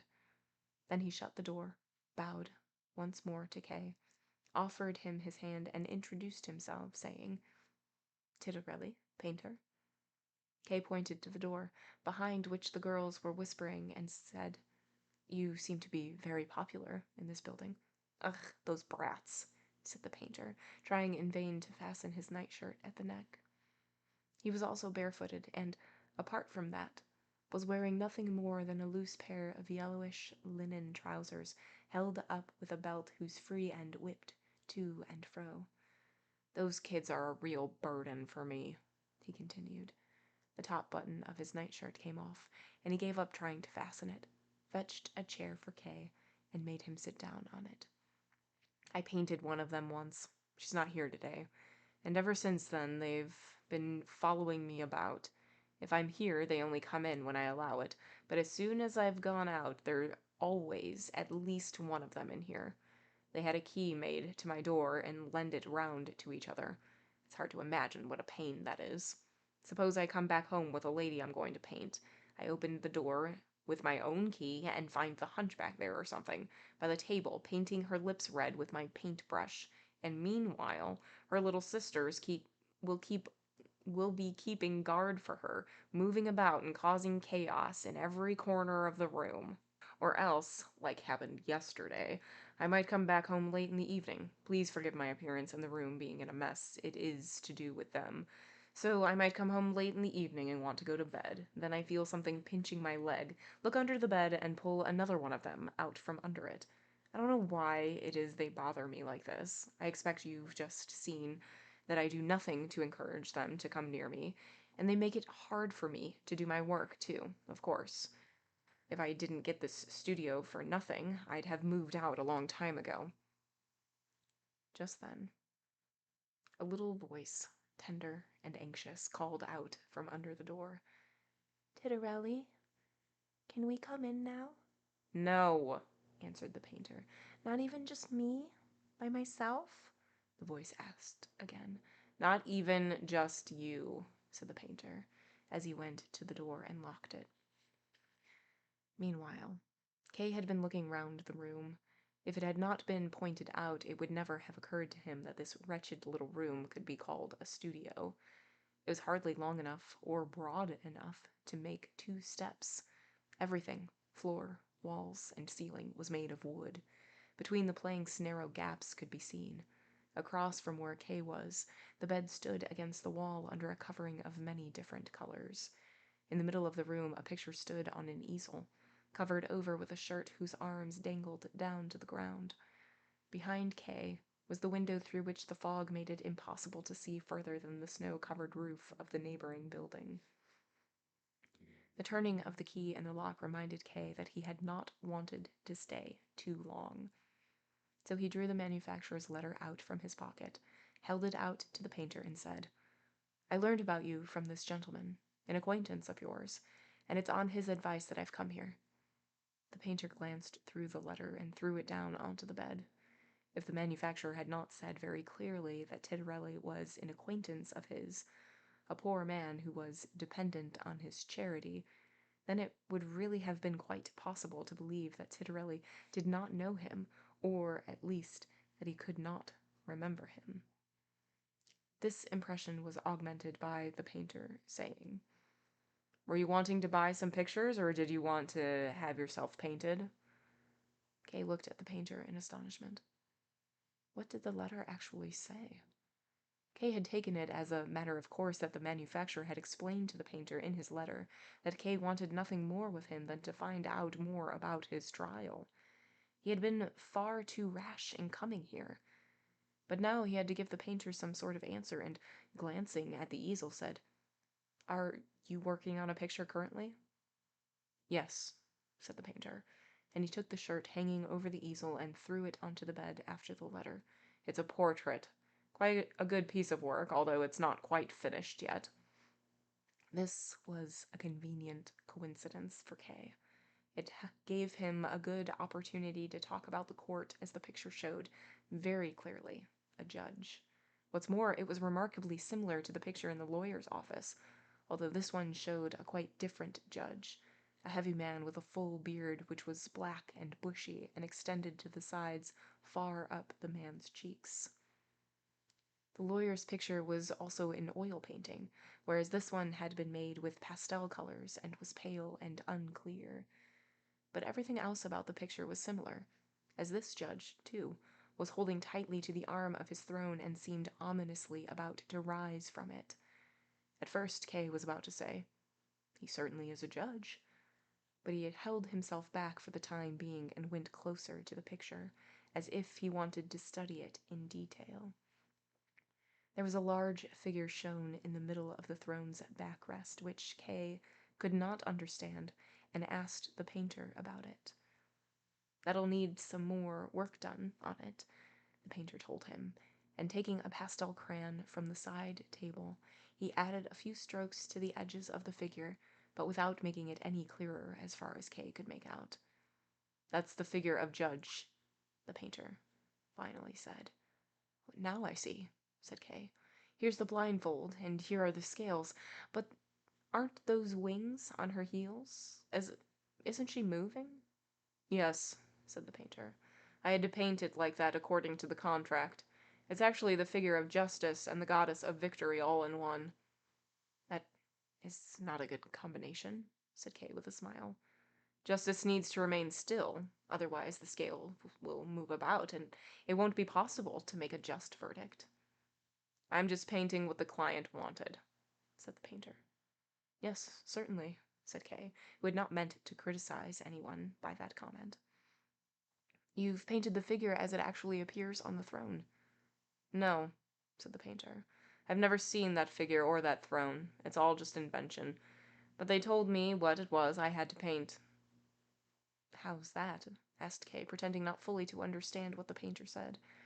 "That is a judge sitting on the judge's chair, isn't it?" "Yes," said the painter. "But that judge isn't very high up, and he's never sat on any throne like that. And he has himself painted in such a grand pose. He's sitting there, just like the president of the court." "Yeah, gentlemen like this are very vain," said the painter. "But they have permission from higher up to get themselves painted like this. It's laid down quite strictly just what sort of portrait each of them can get for himself. Only it's a pity that you can't make out the detail of his costume and pose in this picture. Pastel colors aren't really suitable for showing people like this." "Yes," said Kay. "It does seem odd that it's in pastel colors." "That's what the judge wanted," said the painter. "It's meant to be for a woman." The sight of the picture seemed to make him feel like working. He rolled up his shirt sleeves, picked up a few of the crayons, and Kay watched as a reddish shadow built up around the head of the judge under their quivering tips and radiated out to the edges of the picture. This shadow play slowly surrounded the head, like a decoration or lofty distinction. But around the figure of justice, apart from the coloration that was barely noticeable, it remained light. And in this brightness the figure seemed to shine forward so that it now looked like neither the god of justice nor the god of victory. It seemed now, rather, to be a perfect depiction of the god of the hunt. Kay found the painter's work more engrossing than he had wanted, but finally he reproached himself for staying so long without having done anything relevant to his own affair. "What's the name of this judge?" he asked suddenly. "Not allowed to tell you that," the painter answered. He was bent deeply over the picture and clearly neglecting his guest, who, at first, he had received with such care. Kay took this to be just a foible in the painter's, and it irritated him as it made him lose time. "I take it you must be a trustee of the court," he said. The painter immediately put his crayons down, stood upright, rubbed his hands together, and looked at Kay with a smile. "Always right out with the truth," he said. "You want to learn something about the court, like it says in your letter of recommendation, but then you start talking about my pictures to get me on your side. Still, I won't hold it against you. You weren't to know that that was entirely the wrong thing to try with me." "Please," he said sharply, repelling Kay's attempt to make some objection. He then continued, "And besides, you're quite right in your comment that I'm a trustee of the court." He made a pause, as if wanting to give Kay the time to come to terms with this fact. The girls could once more be heard from behind the door. They were probably pressed around the keyhole. Perhaps they could even see into the room through the gaps in the planks. Kay forewent the opportunity to excuse himself in some way, as he did not wish to distract the painter from what he was saying, or else perhaps he didn't want him to get too far above himself, and in this way make himself to some extent unattainable. So he asked, "Is that a publicly acknowledged position?" "No," was the painter's curt reply, as if the question prevented him saying any more. But Kay wanted him to continue speaking and said, "Well, positions like that aren't officially acknowledged, can often have more influence than those that are. And that's how it is with me," said the painter, and nodded with a frown. "I was talking about your case with the manufacturer yesterday, and he asked me if I wouldn't like to help you, and I answered, he can come by and see me if he likes. And now I'm pleased to see you here so soon. This business seems to be quite important to you, and, of course, I'm not surprised at that. Would you not like to take your coat off now?" Kay had intended to stay for only a short time, but the painter's invitation was none the less very welcome. The air of the room had slowly become quite oppressive for him. He had several times looked in amazement at the small iron stove in the corner that certainly could not have been lit. The heat of the room was inexplicable. As he took off his winter coat and also unbuttoned his frock coat, the painter said to him in apology, "I must have warmth. And it is very cozy here, isn't it? This room's very good in that respect." Kay made no reply. But it was actually not the heat that made him uncomfortable, but much more the stuffiness, the air that almost made it more difficult to breathe. The room had probably not been ventilated for a long time.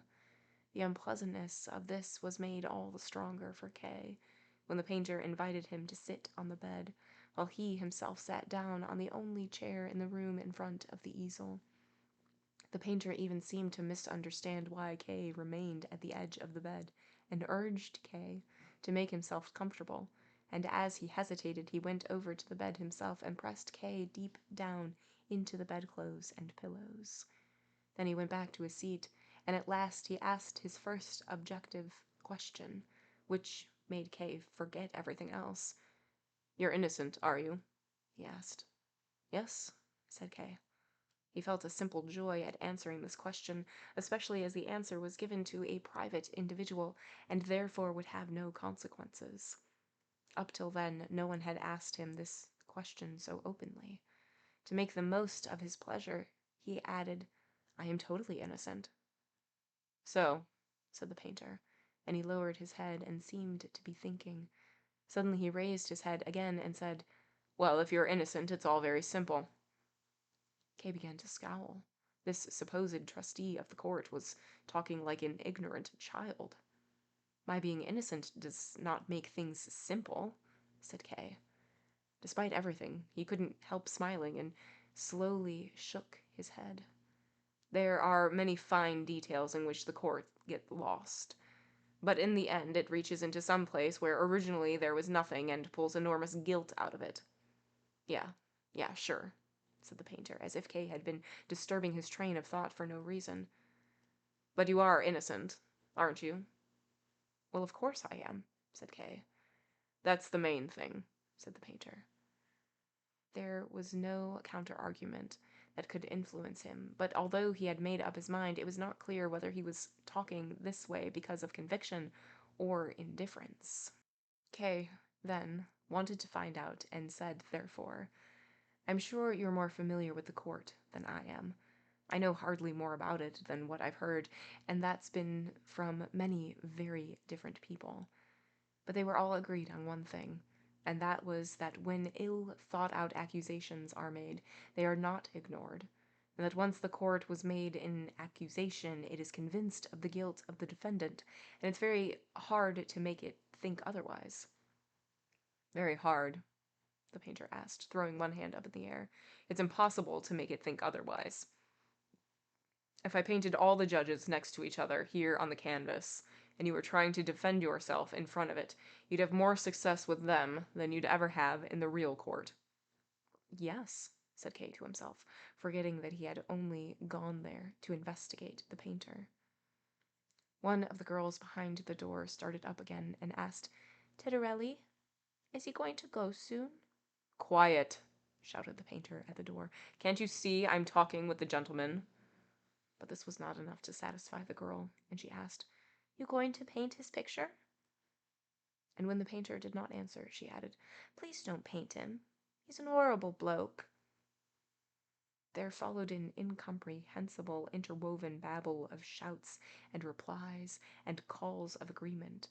The painter leapt over to the door, opened it very slightly. The girls' clasped hands could be seen stretching through the crack as if they wanted something, and said, if you're not quiet, I'll throw you all down the stairs. Sit down here on the steps and be quiet." They probably did not obey him immediately, so that he had to command, "Down the steps." Only then it became quiet. "Sorry about that," said the painter, as he returned to Kay. Kay had hardly turned towards the door. He had left it completely up to the painter whether and how he would place him under his protection if he wanted to. Even now, he made hardly any movement as the painter bent over him and, whispering into his ear in order not to be heard outside, said, "These girls belong to the court as well." Oh, wrong person talking. Excuse me, wrong voice. "These girls belong to the court as well." "How's that?" asked Kay, as he leant his head to one side and looked at the painter. But the painter sat back down on his chair and, half in jest, half in explanation, "Well, everything belongs to the court." "That is something I had never noticed until now," said Kay curtly. His general comment of the painters made his comment about the girls far less disturbing.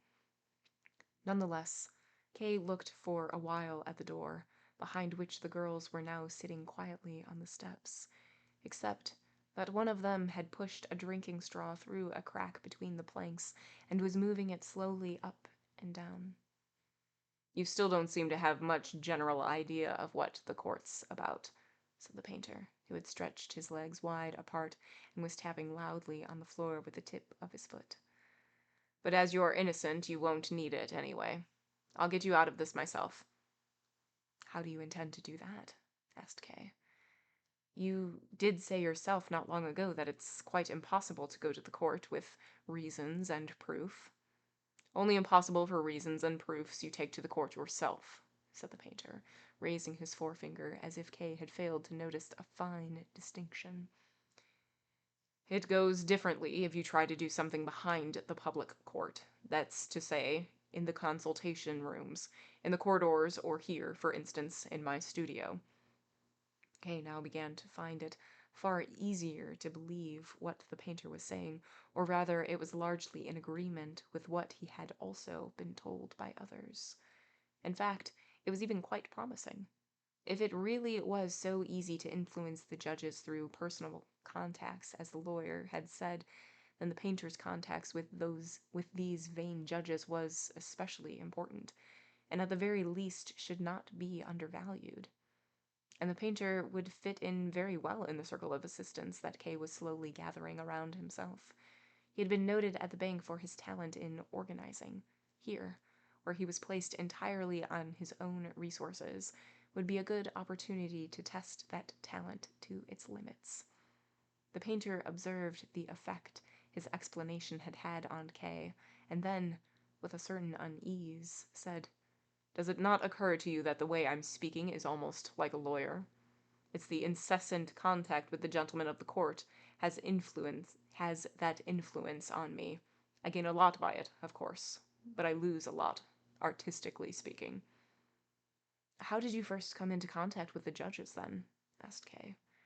He wanted first to gain the painter's trust before he took him into his service. "That was very easy," said the painter. "I inherited these contacts. My father was court painter before me. It's a position that's always inherited. They can't use any new people for it. The rules governing how the various grades of officials are painted are so many and varied, and, above all, so secret that no one outside of certain families even knows them. In the drawer there, for instance, I've got my father's notes, which I don't show to anyone, but you're only able to paint judges if you know what they say. Although, even if I lost them, no one could ever dispute my position because of all the rules I just carry around in my head. All the judges want to be painted like the old great judges were, and I'm the only one who can do that." "You are to be envied," said Kay, thinking of his position at the bank. "Your position is quite unassailable, then?" "Yes, quite unassailable," said the painter, and he raised his shoulders in pride. "That's how I can even afford to help some poor man facing trial now and then." "And how do you do that?" asked Kay, as if the painter had not just described him as a poor man. The painter did not let himself be distracted, but said, "In your case, for instance, as you're totally innocent, this is what I'll do." The repeated mention of Kay's innocence was becoming irksome to him. It sometimes seemed to him as if the painter was using these comments to make a favorable outcome to the trial a precondition for his help, which of course would make the help itself unnecessary. But despite these doubts, Kay forced himself not to interrupt the painter. He did not want to do without the painter's help. That was what he had decided, and this help did not seem in any way less questionable than that of the lawyer. Kay valued the painter's help far more highly because it was offered in a way that was more harmless and open. The painter had pulled his seat closer to the bed and continued in a subdued voice. "I forgot to ask you, what sort of acquittal is it you want? There are three possibilities: absolute acquittal, apparent acquittal, and deferment. Absolute acquittal is the best, of course. Only there's nothing I could do to get that sort of outcome. I don't think there's anyone at all who could do anything to get an absolute acquittal. Probably the only thing that could do that is if the accused is innocent. As you are innocent, it could actually be possible, and you could depend on your innocence alone. In that case, you won't need me or any other kind of help."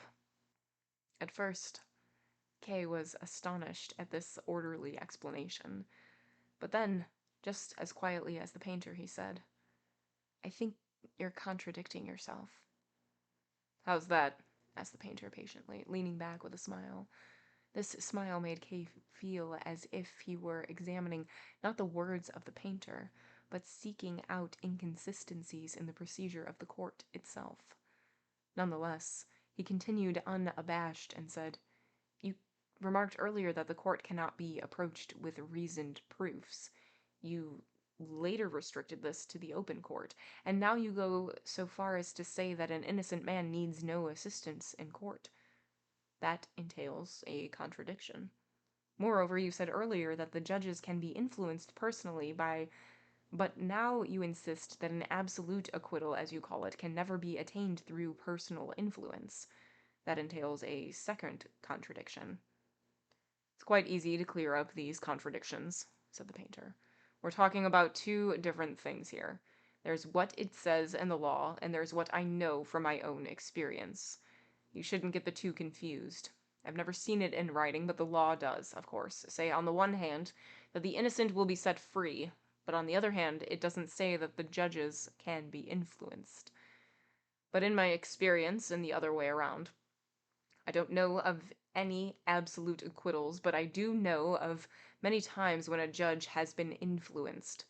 It's possible, of course, that there was no innocence in any of the cases I know about, but is that likely? Not a single innocent defendant in so many cases. When I was a boy, I used to listen closely to my father when he told us about court cases at home, and the judges that came to his studio talked about the court. In our circles, nobody talks about anything else. I hardly ever got the chance to go to court myself, but always made use of it when I could.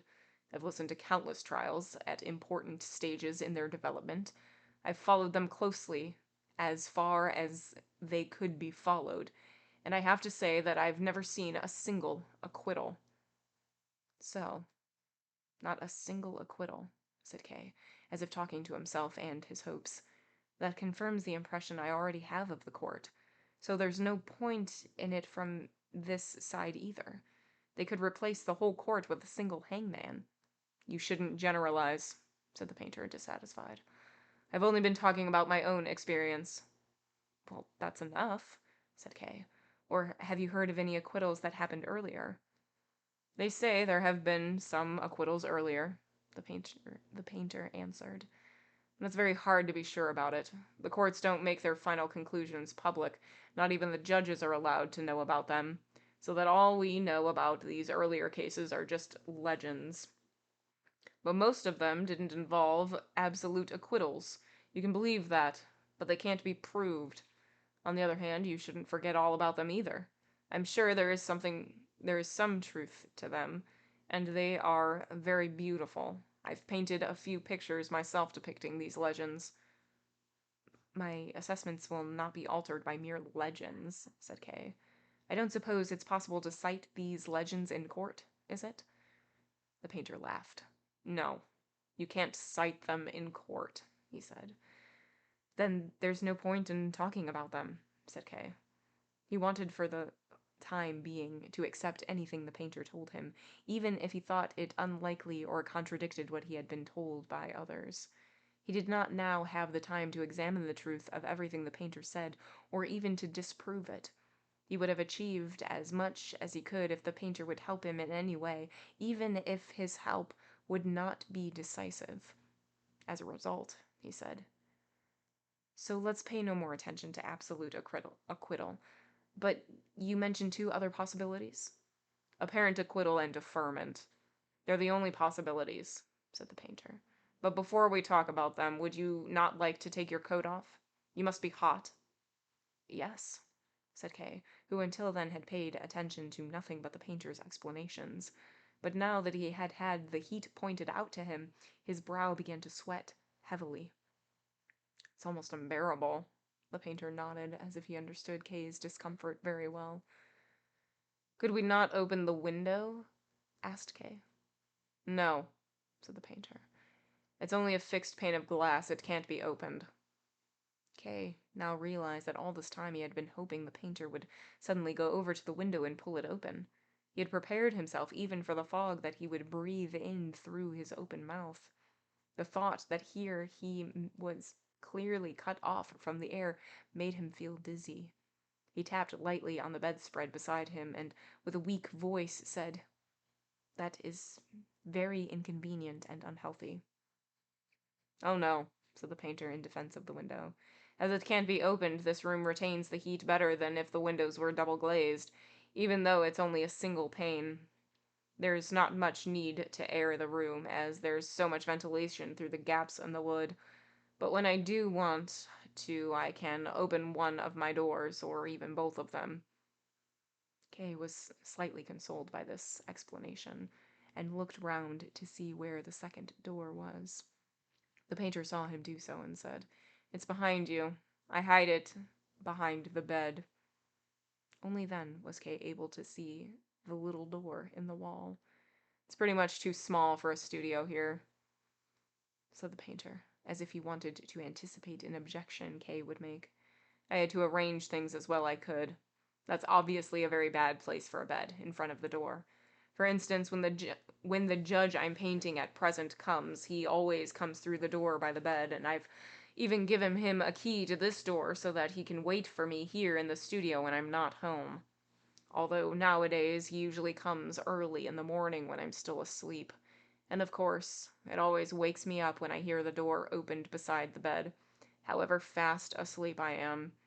If you could hear the way I curse him as he climbs over my bed in the mornings, you'd lose all respect for judges. I suppose I could take the key away from him, but that'd only make things worse. It only takes a tiny effort to break any of the doors here off their hinges." All the time the painter was speaking, Kay was considering whether he should take off his coat, but he finally realized that, if he didn't do so, he would be quite unable to stay here any longer. So he took off his frock coat and lay it on his knees so that he could put it back on again as soon as the conversation was over. He had hardly done this when one of the girls called out, "Now he's taken off his coat!" And they could all be heard pressing against the gaps in the planks to see the spectacle for themselves. "The girls think I'm going to paint your portrait," said the painter, "and that's why you're taking your coat off." "I see," said Kay, only slightly amused by this, as he felt a little better than he had before when, even though he now sat in his shirt sleeves. With some irritation he said, "What did you say the two other possibilities were?" He had already forgotten the terms used. "Apparent acquittal and deferment," said the painter. "It's up to you which one you choose. You can get either of them if I help you, but it'll take some effort, of course. The difference between them is that apparent acquittal needs concentrated effort for a while, and that deferment takes much less effort, but it has to be sustained. Now then, apparent acquittal, if that's what you want. I'll write down an assertion of your innocence on a piece of paper. The text for an assertion of this sort was passed down to me from my father, and it's quite unassailable. I take this assertion round to the judges I know, so I'll start off with the one I'm currently painting, and put the assertion to him when he comes for his sitting this evening. I'll lay the assertion in front of him, explain that you're innocent, and give him my personal guarantee of it. And that's not just a superficial guarantee, it's a real one, and it's binding." The painter's eyes seemed to show some reproach of Kay for wanting to impose that sort of responsibility on him. "That would be very kind of you," said Kay. "And would the judge then believe you, and none the less not pass an absolute acquittal?" "It's like I just said," answered the painter. "And anyway, it's not entirely sure that all the judges would believe me. Many of them, for instance, might want me to bring you to see them personally, so then you'd have to come along too. But at least then, if that happens, the matter is halfway won, especially as I'd teach you in advance exactly how you'd need to act with the judges concerned. Of course. What also happens, though, is that there are some judges who'll turn me down in advance, and that's worse. I'll certainly make several attempts, but still, we'll have to forget about them. But at least we can afford to do that, as no one judge can pass the decisive verdict. Then, when I've got enough judges' signatures on this document, I take it to the judge who's concerned with your case. I might even have his signature already, in which case things develop a bit quicker than they would do otherwise. But there aren't usually many hold-ups from then on, and that's the time that the defendant can feel most confident. It's odd, but true, that people feel more confident in this time than they do after they've been acquitted. There's no particular exertion needed now. When he has the document asserting the defendant's innocence, guaranteed by a number of other judges, the judge can acquit you without any worries. And although there are still several formalities to be gone through, there's no doubt that that's what he'll do as a favor to me and several other acquaintances. You, however, walk out the court, and you're free." "So then I'll be free," said Kay, hesitatingly. That's right, said the painter, but only apparently free, or, to put it a better way, temporarily free, as the most junior judges, the ones I know, they don't have the right to give the final acquittal. Only the highest judge can do that. In the court, that's quite out of reach for you, for me, and for all of us. You don't know how things look there, and incidentally, you don't want to know. The right to acquit people is a major privilege, and our judges don't have it. But they do have the right to free people from the indictment. That's to say, if they're freed in this way, then for the time being the charge is withdrawn, but it's still hanging over their heads, and it only takes an order from higher up to bring it back into force. And as I am in such a good contact with the court, I can also tell you how the difference between absolute and apparent acquittal is described, just in superficial way, in the directives of the court officials' offices. If there's an absolute acquittal, all proceedings should stop. Everything disappears from the process, not just the indictment, but the trial, and even the acquittal disappears. Everything just disappears. With an apparent acquittal, it's different.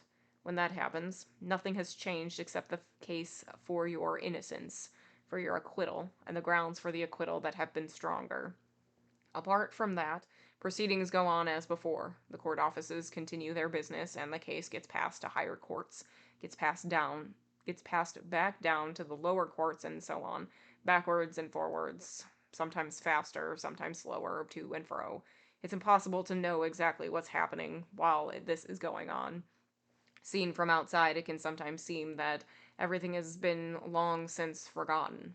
The documents have been lost and the acquittal is complete. No one familiar with the court would believe it. No documents ever get lost. The court forgets nothing. One day, no one expects it, some judge or other picks up the documents and looks more closely at them. He notices that this particular case is still active and orders the defendant's immediate arrest. I've been talking here as if there's a long delay between apparent acquittal and rearrest. That is quite possible, and I do not know of cases like that. But it's just as likely that the defendant goes home after he's been acquitted and finds somebody there waiting to rearrest him. Then, of course, his life as a free man is at an end. And does the trial start over again? Asked Kay, finding it hard to believe. The trial will always start over again, said the painter. But there is, once again, as before, the possibility of getting an apparent acquittal. Once again, the accused has to muster all his strength and mustn't give up. The painter said that last phrase possibly as a result of the impression that Kay, whose shoulders had dropped somewhat, gave on him.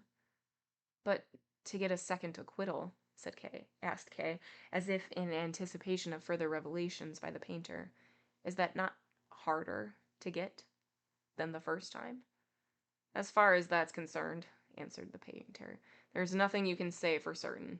You mean, do you, that the second arrest would have an adverse influence on the judge and the verdict he passes on the defendant? That's not how it happens. When the acquittal is passed, the judges are already aware that rearrest is likely, so when it happens, it has hardly any effect. But there are countless other reasons why judges' mood and their legal acumen in the case can be altered, and efforts to obtain the second acquittal must therefore be suited to the new conditions, and generally just as vigorous as the first. But the second acquittal will again not be final, said Kay, shaking his head. Well, of course not, said the painter. The second acquittal is followed by the third arrest, the third acquittal by the fourth arrest, and so on. That's what it meant by the term apparent acquittal. Kay was silent. You clearly don't think an apparent acquittal offers much advantage, said the painter. Perhaps deferment would suit you better. Would you like me to explain what deferment is about? Kay nodded. The painter had leant back and spread himself out in his chair. His nightshirt was wide open. He had pushed his hand inside and was stroking his chest and his sides. Deferment, said the painter, looking vaguely in front of himself for a while as if trying to find a perfectly appropriate explanation. Deferment consists of keeping proceedings permanently in their earliest stages. To do that, the accused and those helping him need to keep in continuous personal contact with the court. especially those helping him. I repeat, this doesn't require so much effort as getting an apparent acquittal, but it probably requires a lot more attention. You must never let the trial out of your sight.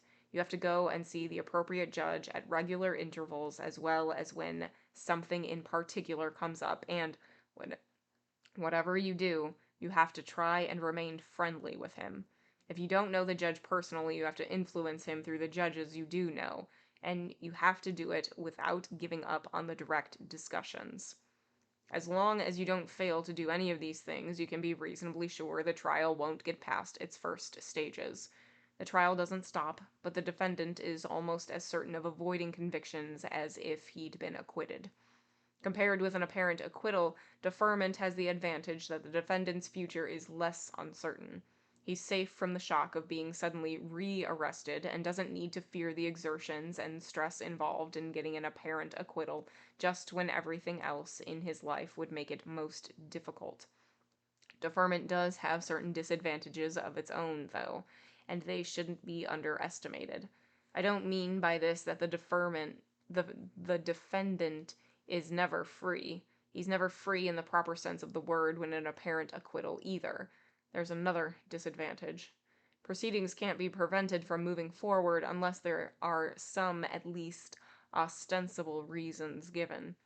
So something needs to seem to be happening when looked at from the outside. These means that from time to time various injunctions have to be obeyed. The accused has to be questioned, investigations have to take place, and so on. The trial's been artificially constrained inside a tiny circle, and it has to be continuously spun around within it.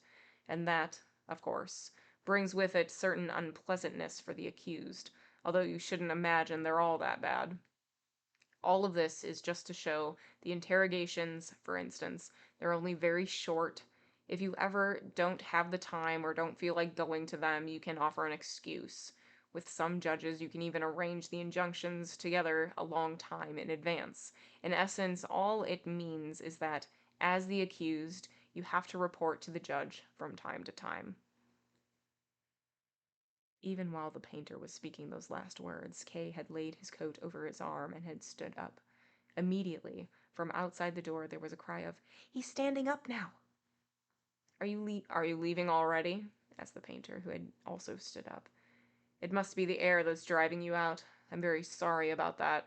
There's still a lot I need to tell you. I had to put everything very briefly, but I hope at least it was all clear." "Oh, yes," said Kay, whose head was aching with the effort of listening. Despite this affirmation, the painter summed it all up once more, as if he wanted to give Kay something to console him on his way home.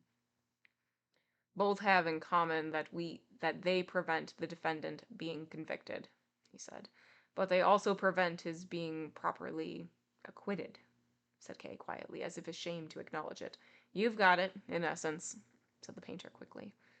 Kay placed his hands on his winter overcoat, but could not bring himself to put it on. Most of all, he would have liked to pack everything together and run out to the fresh air. Not even the girls could induce him to put his coat on, even though they were already loudly telling each other that he was doing so. The painter still had to interrupt Kay's mood in some way, and so he said, "I expect you've deliberately avoided deciding between my suggestions yet. That's good. I would even have advised against making a decision straight away. There's no more than a hair's breadth of difference between the advantages and disadvantages. Everything has to be carefully weighed up, but the most important thing is you shouldn't lose too much time." "I'll come back here again soon," said Kay, who had suddenly decided to put his frock coat on, threw his overcoat over his shoulder, and hurried over to the door behind which the girls now began to scream. Kay thought he could even see the screaming girls through the door. "Well, you'll have to keep your word," said the painter, who had not followed him. "Otherwise, I'll come to the bank to ask about it myself." "Will you open the door for me?" said Kay, pulling on the handle which, as he noticed from the resistance, was being held tightly by the girls on the other side. "Do you want to be bothered by the girls?" asked the painter. "It's better if you use the other way out," he said, pointing to the door behind the bed. Kay agreed to this and jumped back to the bed. But instead of opening that door, the painter crawled under the bed and from underneath it asked Kay, "Just a moment more. Would you not like to see a picture I could sell to you?" Kay did not want to be impolite. The painter really had taken his side and promised to help him more in the future, and because of Kay's forgetfulness, there had been no mention of any payment for the painter's help, so Kay could not turn him down now, and allowed him to show him the picture, even though he was quivering with impatience to get out of the studio. From under the bed the painter withdrew a pile of unframed paintings. They were so covered in dust that when the painter tried to blow it off, the one on top, the dust swirled around in front of Kay's eyes, robbed him of breath for some time. "Moorland landscape," said the painter, passing the picture to Kay. It showed two sickly trees, well separated from each other in dark grass. In the background, there was a multicolored sunset. "That's nice," said Kay. I'll buy it." Kay expressed himself in this curt way without any thought, so he was glad when the painter did not take this amiss and picked up a second painting from the floor. "This is a counterpart to the first picture," said the painter. Perhaps it had been intended as a counterpart, but there was not the slightest difference to be seen between it and the first picture. There were the trees, there was grass, there was sunset, but this was of little importance to Kay. "They are beautiful landscapes," he said. "I'll buy them both and hang them in my office." "You seem to like this subject," said the painter, picking up a third painting. "Good job. I've still got another, similar picture here." The picture, though, was not similar. Rather, it was exactly the same moorland landscape. The painter was fully exploiting this opportunity to sell off his old pictures. "I'll take this one too," said Kay. "How much do the 3 paintings cost?" "We can talk about that next time," said the painter. "You're in a hurry now, and we'll still be in contact. And besides, I'm glad you like the paintings. I'll give you all the paintings I've got down here. They're all moorland landscapes. I've painted a lot of moorland landscapes. A lot of people don't like that sort of picture because they're too gloomy. But there are others, and you are one of them, who like gloomy themes." But Kay was not in the mood to hear about the professional experiences of this painter, come beggar. "Wrap them up," he called out, interrupting the painter as he was speaking. "My servant will come to fetch them in the morning." "There's no need for that," said the painter. "I expect I can find a porter for you who can go with you now." And, at last, he leaned over the bed and unlocked the door. "Just step on the bed. Don't worry about that," said the painter. "That's what everyone else does who comes in here." Even without this invitation, Kay had shown no compunction in already placing his foot in the middle of the bedcovers. Then he looked out through the open door and drew his foot back again. "What is that?" he asked the painter. "What are you so surprised at?" he asked, surprised in his turn. "Those are court offices. Didn't you know there are court offices here? There are court offices in almost every attic. Why should this building be any different? Even my studio is actually one of the court offices, but the court put it at my disposal." It was not so much finding court offices, even here, that shocked Kay. He was mainly shocked at himself, at his own naivety in court matters. It seemed to him that one of the most basic rules governing how a defendant should behave was always to be prepared, never allow surprises, never to look, unsuspecting, to the right when the judge stood beside him, to the left, and this was the very basic rule that he was continually violating. A long corridor extended in front of him. Air blew in from it, which, compared with the air in the studio, was refreshing. There were benches set along each side of the corridor, just as in the waiting area for the office he went to himself. There seemed to be precise rules governing how offices should be equipped. There did not seem to be many people visiting the offices that day. There was a man there, half sitting, half laying. His face was buried in his arm on the bench, and he seemed to be sleeping.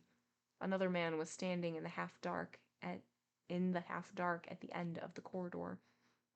Kay now climbed over the bed. The painter followed him with the pictures. They soon came across the servant of the court. Kay was now able to recognize all the servants of the court, from the gold buttons they wore on their civilian clothes below the normal buttons, and the painter instructed him to go with Kay, carrying the pictures. Kay staggered more than he walked, his handkerchief pressed over his mouth. They had nearly reached the exit when the girls stormed in on them, so Kay had not been able to avoid them. They had clearly seen that the second door of the studio had been opened and had gone around to impose themselves on him from this side. "I can't come with you any farther," called the painter with a laugh as the girls pressed in. Goodbye, and don't hesitate too long." Kay did not even look round at him. Once on the street, he took the first cab he came across. He now had to get rid of the servant, whose gold button continually caught his eye, even if it caught no one else's. As a servant, the servant of the court was going to sit on the couch box, but Kay chased him down from there. It was already well into the afternoon when Kay arrived in front of the bank. He would have liked to leave the pictures in the cab, but feared there might be some occasion when he would have to let the painter see he still had them. So he had the pictures taken to his office and locked them in the lower drawer of his desk so that he could at least keep them safe from the deputy director's view for the next few days. End of chapter 7. Holy oops. That was a long chapter. Okay, so what happened in this chapter? Nobody knows. So at the very, very, very beginning of the chapter, we sort of get the process or lack of process or circular process of how these courts work. And it's all very muddled and confusing, probably intentionally. And we get a moment with the manufacturer, and the manufacturer is like, "Hey, bud, I know that you've been arrested, and I know that you're in trial. Go to this painter. He paints judges, so obviously he'll be able to, like, chat with you about how the things go." And Kay is like, "All right, I'll go." And so he goes, and we run into these little girls who, like, just want to be painted by the painter. And while at the painter, a lot of things happen. But the painter shows him paintings of judges that he's done, and he's never seen these judges. He's just told by contract what they look like and what they want incorporated, because all of the judges want to look like judges of previous days. They want to look high and mighty, they want to look important, they want to look like they have, all of this clout. And so he is painting them very magnificently. And then we sort of turn from painting to Kay's situation. And the painter is like, "Yeah, I know exactly what's going on." And he's talking circles, and he's like, "There are 3 options and I can help you. Are you innocent?" He's asked him if he's innocent so many times. And each time Kay is like, "Yeah." And so he's like, "All right, well, there's absolute acquittal, there's apparent acquittal, and then there's deferment." And he goes into what each of them mean. And absolute acquittal only works if you are innocent. Apparent acquittal is you are innocent, but you leave and then you're rearrested and then you have to go through the trial all over again. And it's possible that you just keep going through that cycle of apparent acquittals each time, starting over the trial, getting the apparent acquittal, going home, being rearrested, going through the trial, like, it's madness. And then deferment, which you just keep putting everything off. You keep deferring the next step, and you keep coming up with excuses why you can't do these things, and you always stay in this very beginner portion of the trial.